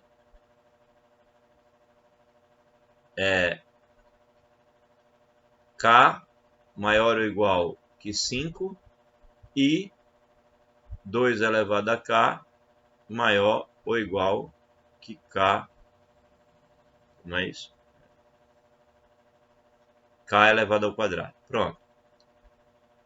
Eu iria supor assim, tá? Para um certo K, né? Diria que K é um número natural. Eu faria a suposição trocando essa letra, porque eu gosto de lembrar a vocês que esse N é fixo. Ele não é o N que fica variando aqui na nossa afirmação, tá? Eu fixo o N e vou provar para o N mais 1. Então, temos, multiplicando a desigualdade, bem, se eu estou supondo que isso daqui é verdade, eu vou multiplicar por 2 os dois lados dessa desigualdade, né? Então, eu tenho que o 2, ele é maior, o 2 elevado a n é maior do que o n ao quadrado, e eu vou e multiplico por 2. Então, eu tenho que o 2 elevado a n mais 1, né? Que é esse produto aqui, 2 elevado a n mais 1, e aqui eu tenho duas vezes n ao quadrado. Vai ser maior do que 2n ao quadrado. Aí, enfim, 2 elevado a n ao quadrado vai ser maior do que n mais 1 ao quadrado. Por quê? Porque n mais 1 ao quadrado seria n ao quadrado mais 2n mais 1. Né? Por que isso é verdade? Pois 2n ao quadrado menos n ao quadrado menos 2n menos 1, o que ele fez? Ele fez isso daqui para ficar no lugar desse, tá? E aí ele fez menos 2n menos 1, isso vai ser igual a n ao quadrado menos 2n menos 1, que é exatamente n menos 1 ao quadrado menos 2 é maior do que zero. E aí ele afirma, isso equivale a dizer que n menos 1 ao quadrado é maior do que 2, o que é evidentemente, pois n é maior ou igual do que 5. Se você pegar números maiores do que 5 aqui, pegou 5, por exemplo, você vai ter 4, e aí 4 ao quadrado é maior do que 2. Se você pegar 6, 7, 8, sempre vai ser sempre maior do que 2. Ver o que ele está fazendo aqui, né? Vamos tentar entender isso. Ele quer mostrar que a afirmação vale para o n mais 1, né? O que ele concluiu? Ó? Vamos lá. Ficou confuso, não foi? Falando assim, só lendo, não resolveu. Vamos lá. Ele supõe que é verdade que 2 elevado a n é maior ou igual que n ao quadrado para um certo n maior ou igual do que 5 fixo, tá? E ele quer provar, o que ele quer provar? Ele quer provar que vale para n mais 1. Ele quer mostrar que 2 elevado a n mais 1 é maior ou igual que n mais 1 elevado ao quadrado. Ou seja, ele quer dar o segundo passo da indução. O primeiro passo ele já tinha verificado aqui, que é o 5, né? Ele já tinha verificado aqui para o n0. Ele quer provar o segundo passo da indução, ou seja, ele quer supor para n e provar para n mais 1. Então, supondo para n, significa dizer que isso é verdade. E ele quer provar para isso daqui. Essa é a intenção dele, é provar que isso vale. Aí o que foi que ele fez? Ele multiplicou por 2 dos dois lados. Ok. Daqui ele conclui que 2 vezes 2 elevado a n é maior ou igual que 2 vezes o n ao quadrado, porque ele está multiplicando por 2 dos dois lados. Então, ele tem que 2 elevado a n mais 1 é maior ou igual que 2n2. A questão é que ele não quer isso, né? Ele quer isso aqui. Então, ele não quer isso, ele quer isso aqui, tá? Mas aí, o que a gente pode observar? Bem, pega o quadrado disso. O quadrado disso é n2 mais 2n mais 1.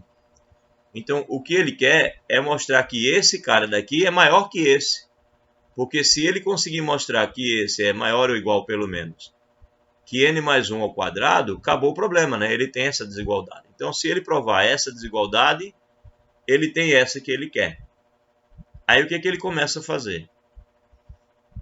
Para poder provar isso. O que ele começa a fazer? Ele afirma primeiro, né? Cadê? Então, 2n ao quadrado maior que n mais 1 ao quadrado.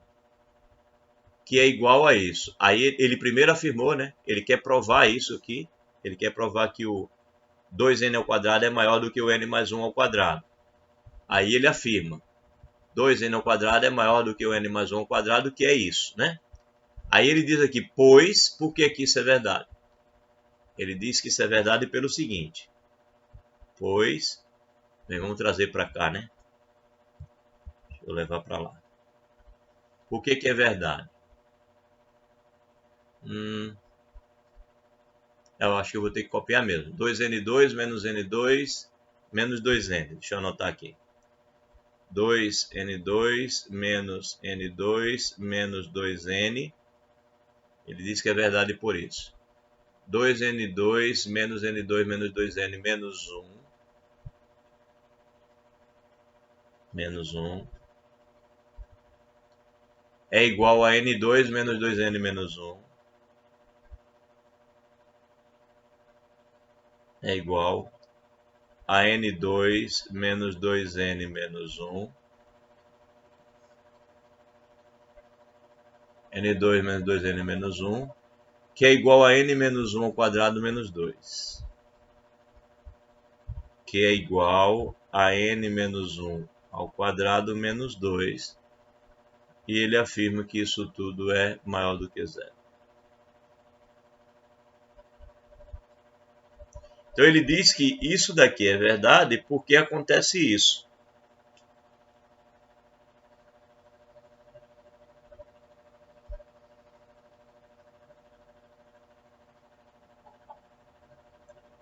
Ele diz que essa desigualdade aqui acontece, né? Isso daqui é n ao quadrado mais 2n mais 1. Ele diz que essa desigualdade acontece porque isso daqui acontece. Bem, onde é que está os porquês disso, né? Vamos lá? Vamos pensar um pouquinho. Bem, isso ser maior do que zero me diz que 2n2 é maior do que... Bem, ó, esse número aqui, ele concluiu que é maior do que zero.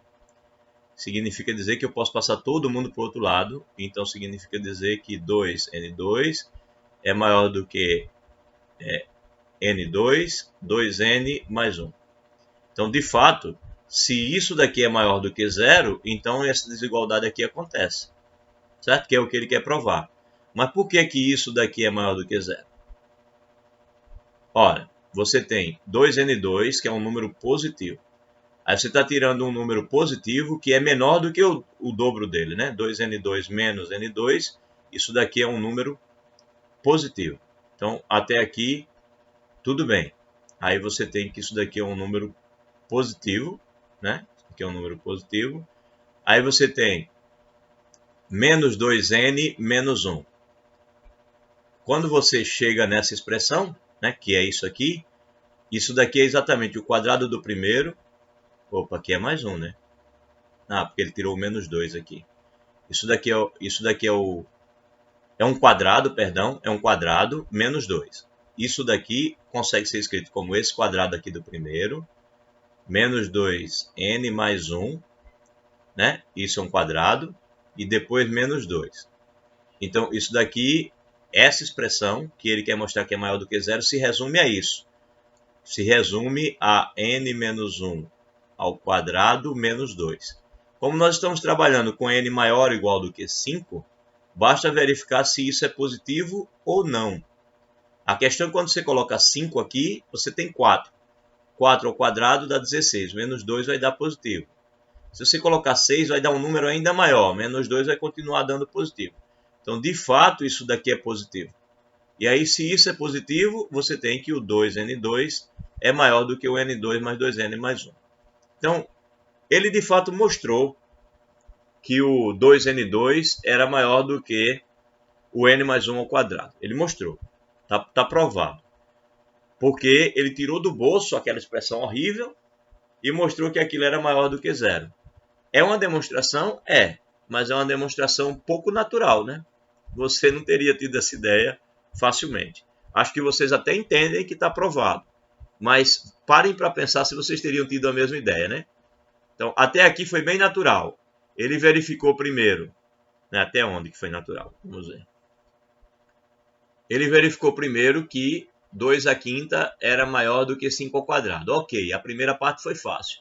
Aí a segunda, supor que é verdade para n e entender que você quer provar para n mais 1, ou seja, supor que isso é verdade, e você entender que você quer provar isso, tudo bem, tranquilo.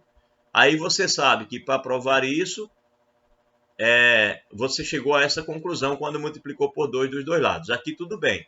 A dificuldade está em você encontrar provar essa desigualdade aqui. A questão é que para provar essa desigualdade ele usou esse artifício. Ele olhou para essa expressão que nada mais é do que a diferença, né? Ele olhou para a diferença, ele tem aqui 2n2, ele quer mostrar que é maior ou igual que isso, mas isso é isso. Aí ele passou todo mundo para o outro lado da desigualdade, né?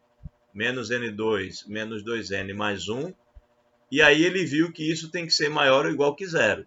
Se ele conseguir que isso é maior, provar que isso é maior ou igual do que zero, está terminado. Aí ele vai e olha para essa expressão e vê que essa expressão é n2 menos 2n mais 1 maior ou igual que zero. Aí ele escreve isso daqui como sendo n2 menos 2n. Perdão. É isso mesmo? Mais 1? n2 menos 2n. Mais quanto? Mais 1 menos 2, porque eu acho que eu fiz uma pequena bobagem. O que eu fiz? Eu tenho isso menos isso, tá certo? É maior ou igual do que zero, né? Isso aqui é igual do que zero. n2 menos 2n menos 1. Por que eu botei mais 1 aqui? Quando eu passo para lá é negativo. Errei aqui o sinal, tá? Aqui é menos 1. Menos 1. Então ele tem aqui o menos 1. Aí ele vai e escreve isso como sendo esse quadrado menos 2, né, para poder dar esse menos 1, maior ou igual do que zero. E aí isso daqui é n menos 1 ao quadrado menos 2 maior ou igual do que zero. Na verdade, maior do que zero, estritamente, a essa altura. Né? Ele tem a desigualdade aqui maior ou igual, aqui ele quer afirmar que é maior, ele quer mais do que maior ou igual. Isso daqui é maior ou igual do que zero. E aqui bem, eu poderia continuar com maior ou igual, mas o problema é que para n maior ou igual que 5, isso daqui vai ser estritamente, essa igualdade vai desaparecer, tá? Mesmo que você esteja pensando em desigualdade com a igualdade até ali, mas quando chega aqui você pode dizer maior porque você está pegando o n maior ou igual. Aí aqui fica estritamente maior. Então ele conclui que isso daqui é maior do que zero, consequentemente isso também é, e se isso daqui é maior do que zero, então você tem que acontece a desigualdade que você queria provar, né? Você está provando que esse de fato é maior do que esse. Então é uma demonstração que o cara tira o resultado do bolso, não sai de maneira muito natural. Eu acho que seria mais natural ele ter feito dessa maneira, né? Fazia a diferença e depois ia argumentando, do que fazer do jeito que ele fez.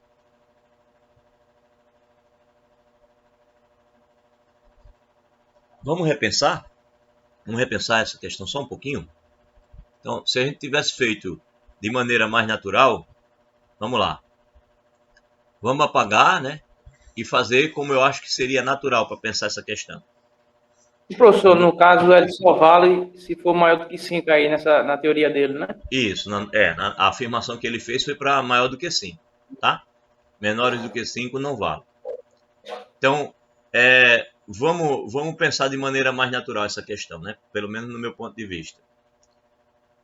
Bem, a questão 2, tá? Vamos lá. Então, vamos verificar de novo a questão 2 do zero. Vamos partir do zero, a questão 2 novamente. Agora pensando de uma maneira um pouco mais natural. Pelo menos no meu ponto de vista. Vocês concordarem ou não, vocês vão vendo aí. Eu acho que seria mais natural pensar assim. Bem, estou querendo usar indução e estou querendo provar, né? Verifique que 2 elevado a n é maior do que n ao quadrado para n maior ou igual que 5. Então seria assim. Veja minha solução, né? Veja primeiro que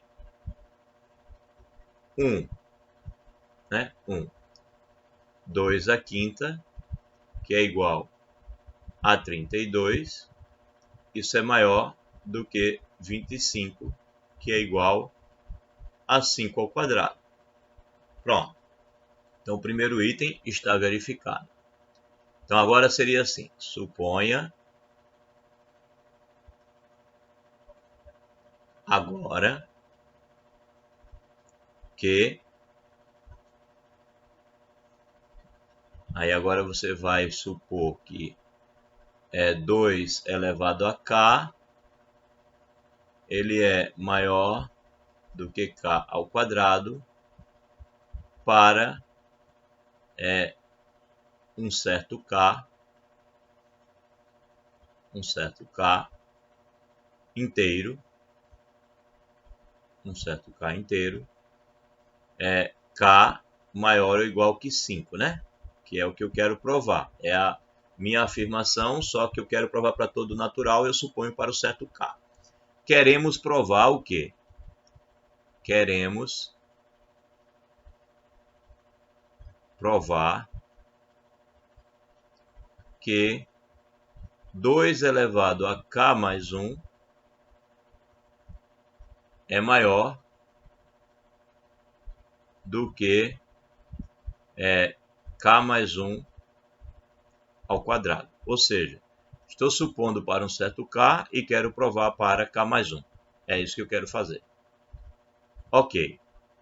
Então, qual é a ideia?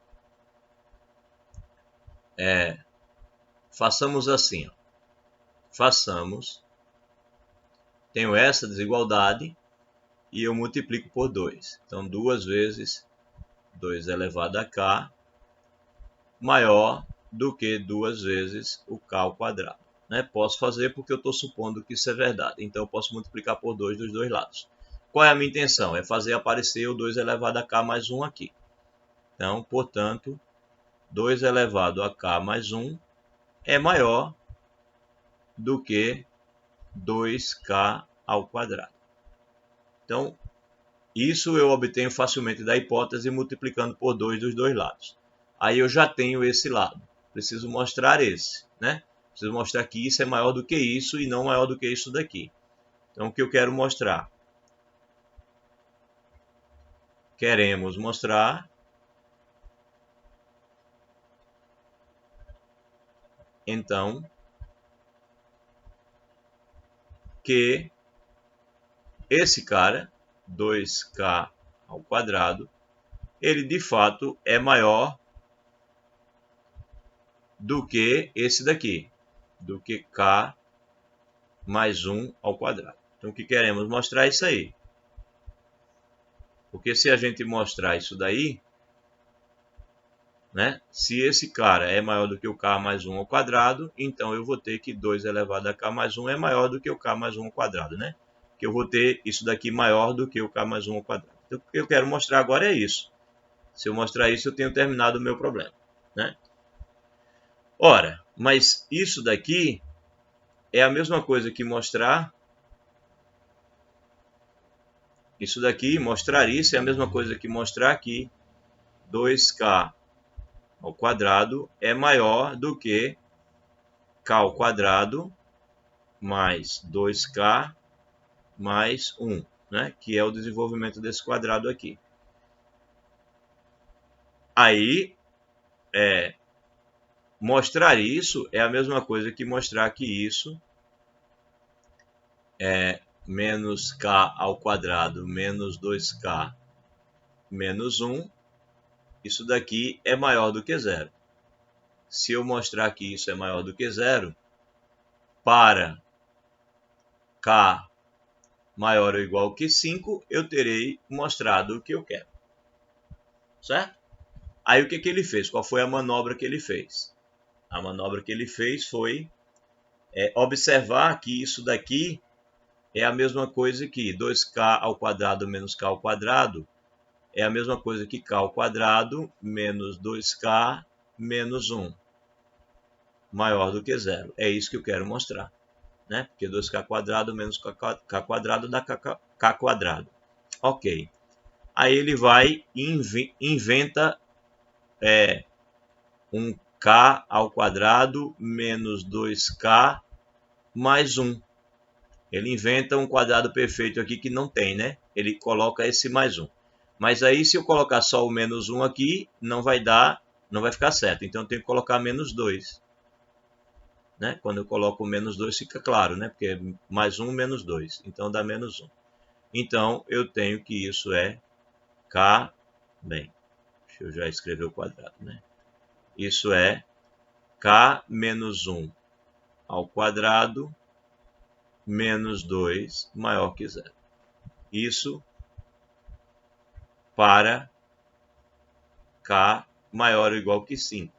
Ou seja, ele arruma assim só para ficar claro que isso é verdade. Porque se você colocar 5 aqui, aqui dá 4. 4 ao quadrado é 16, menos 2 é maior do que zero. Se você colocar 5, vai ficar ainda maior, né? Vai ficar 24 menos 2. Se colocar 6, vai dar 36. Não, é 6. Não, perdão. Aqui é. Se você colocar 5, vai ficar 4. 16 menos 2. Se você colocar 6, vai ficar 5. 25 menos 2. E assim por diante. Então, para números maiores ou iguais que 5, isso daqui de fato realmente é maior do que zero. Então, ok. É verdade, né? Mas, claramente, isso aqui, né, acima, é verdadeiro. É verdade. Então, qual foi a sua conclusão? Mas não basta o 4 também? Hein? A gente colocar o 4 aí. 4 menos 1 dá 3. 3 ao quadrado dá 9. 9 menos 2. Fica 7. Sim, tudo bem. Agora, se Vale, for se va, colocar vale, 3, va, vale para menores do que 5, mas não me interessa menores do que 5. Eu só quero mostrar para 5 em diante, porque o meu problema é para 5 em diante. certo. Entendeu? O que não vale para menores do que 5 é o resultado principal. O resultado principal não vale para menores do que 5. Mas esse resultado que eu estou provando aqui, ele vale para menores do que 5, né? Se eu colocar 4, como você disse, vai dar 3, 3 ao quadrado é 9, isso vai dar maior do que 0 para 4 também. Mas me interessa para maior do que 5, porque é o que eu quero provar. Né? Porque aqui esse não vale para menores do que 5. Então aqui realmente vale, mas para mim só interessa maior do que 5. Então mais claramente isso daqui vale. Então eu acabei de provar que vale, que esse cara daqui é maior do que esse. Ou seja, esse é maior do que o 2k mais 1. Então eu posso afirmar, olhando para isso daqui, né? Eu posso afirmar, portanto, 2 elevado a k mais 1, ele é maior do que, quase um contido, ele é maior do que o k mais 1 ao quadrado. Isso é k maior ou igual do que 5, né? Para k maior ou igual do que 5.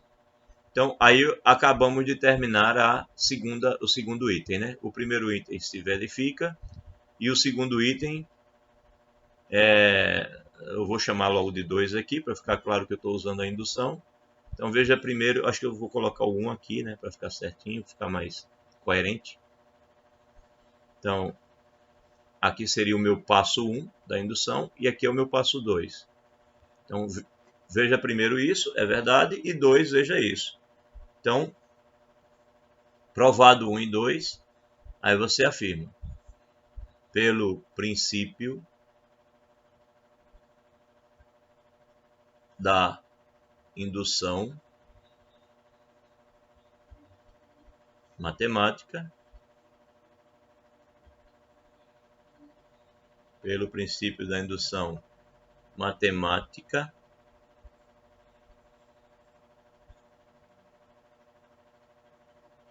dois elevado a n é maior do que n ao quadrado, qualquer que seja o n maior, o n natural, né? 2 elevado a n, qualquer que seja o n natural, qualquer que seja o n natural, n maior ou igual que 5. Pronto. Eu faria dessa forma essa argumentação. Eu acho que fica mais claro, né, o que ele está querendo dizer.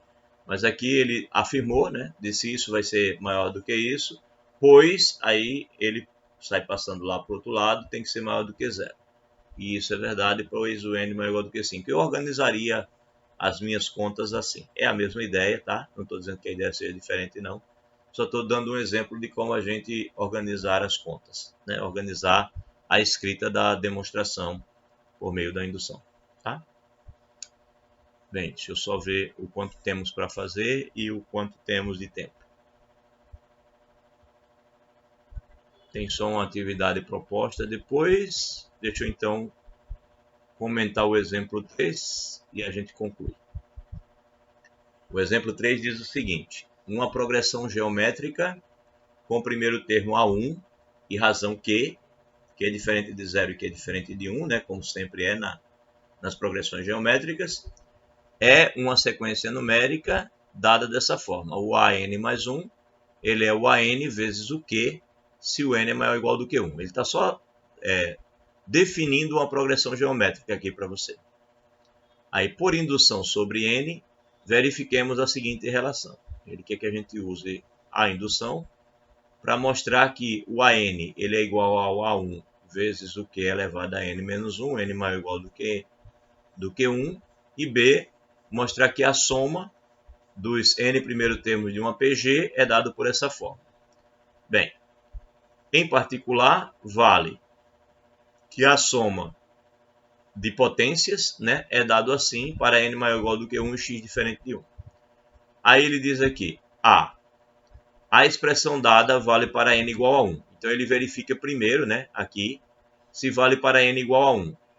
Valer para N igual a 1 significa simplesmente, né, se vale para N igual a 1 significa dizer que o A1, N igual a 1 aqui, significa dizer que o A1 é igual ao próprio A1 vezes Q elevado a 1 menos 1.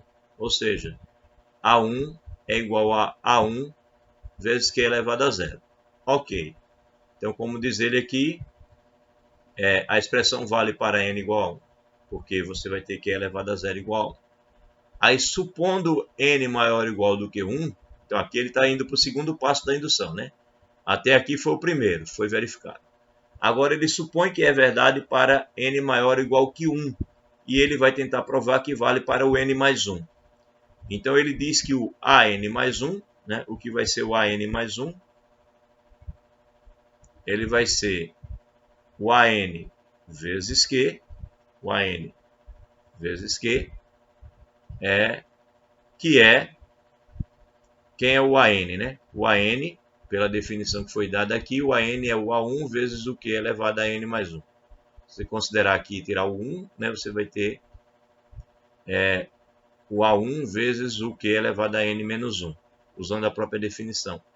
Então você vai ter que o AN vezes Q é o A1 vezes o Q elevado ao N menos 1. Que é isso que ele tem aqui. Aí isso vezes Q vai dar justamente A1,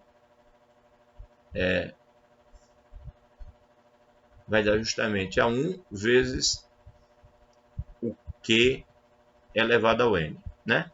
Aqui somando os expoentes. Então ele conclui que o AN mais 1 é o A1 vezes o Q elevado a N.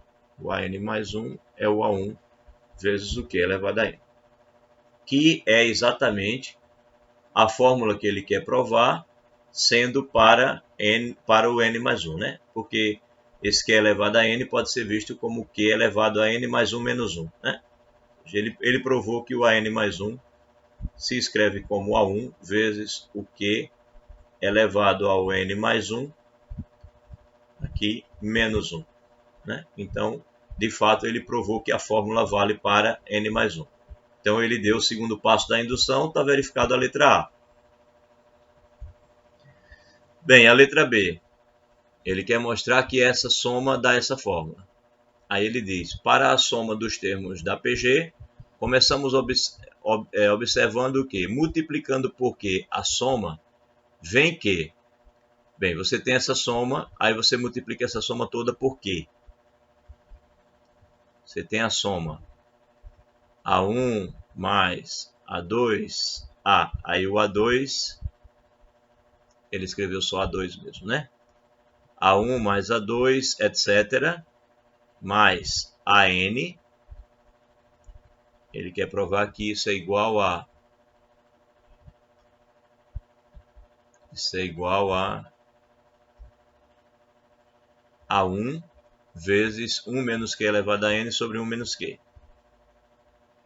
Isso é igual a 1 vezes 1 menos Q elevado a N sobre 1 menos Q. É isso que ele quer provar.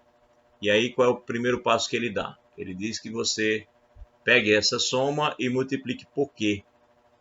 Então, esta soma aqui, quando você multiplica ela por Q, você passa a ter A1Q mais A2Q, etc., né? Até o último, que é o ANQ.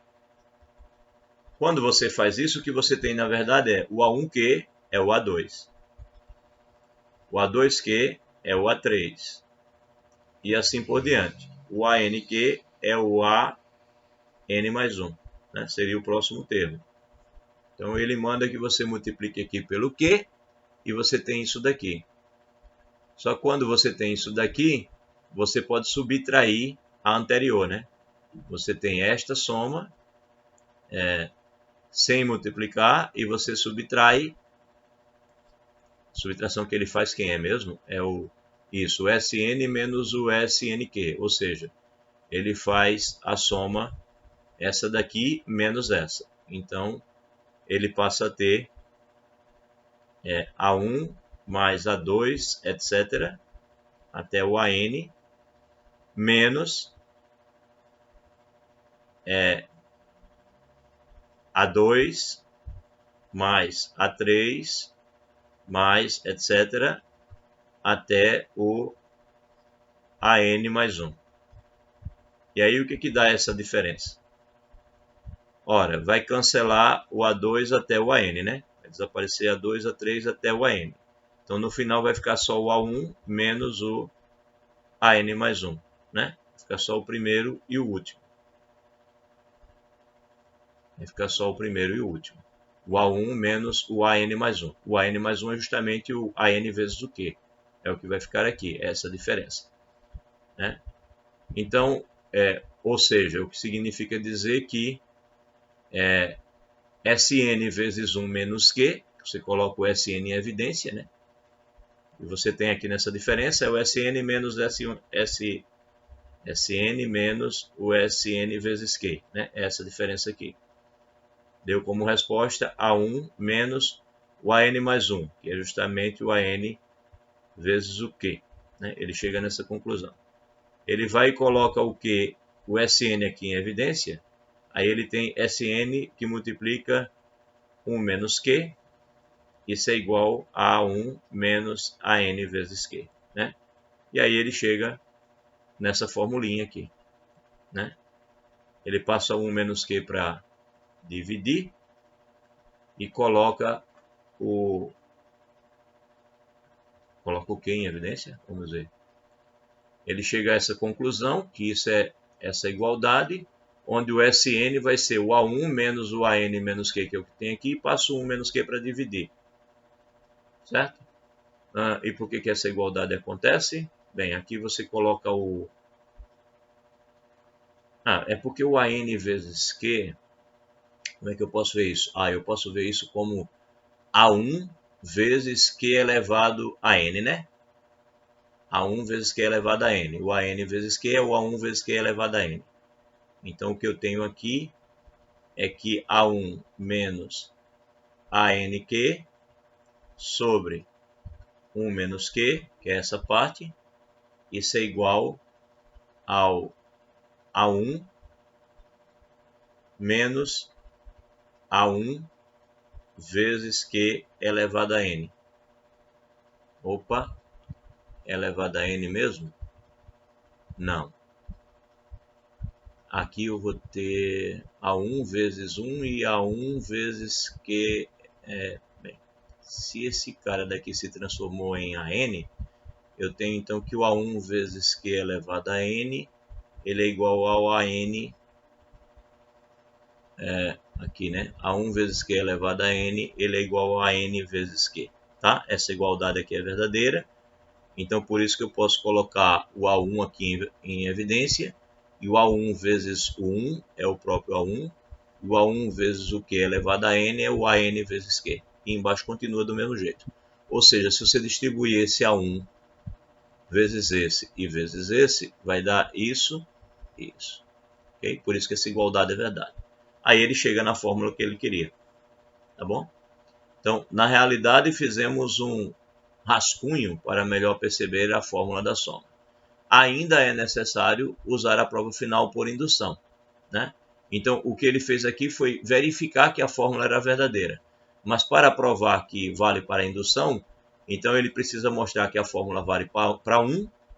E aí basta você colocar o 1 aqui, e vai ver que é verdade. O S1 vai ser A1 vezes... Aqui vai dar Q elevado a 1, vai dar 1 menos Q. Aí vai ficar 1 menos Q sobre 1 menos Q, que dá 1. Vai dar o próprio A1, então é verdade, né? O S1 só tem o A1. Então verifica que é verdade para 1. E depois para a etapa indutiva, já supondo para n mais igual do que 1, você tem que o Sn mais 1 é o Sn mais o próximo termo, né? E aí o Sn a gente verificou que é isso aqui. Aí ele soma isso, faz o mínimo múltiplo comum e chega nessa conclusão. Ele prova isso aqui fazendo só o mínimo múltiplo comum no final. Então verifica as contas, vejam que é verdade. É só uma verificaçãozinha das contas e você conclui que aquilo ali é verdade. Agora é bom vocês deixarem isso de lado, deixarem essa demonstração de lado e tentarem refazer, tá? Para ver se entenderam todos os passos. É só continha, mas é importante entender como é que a indução foi usada ali.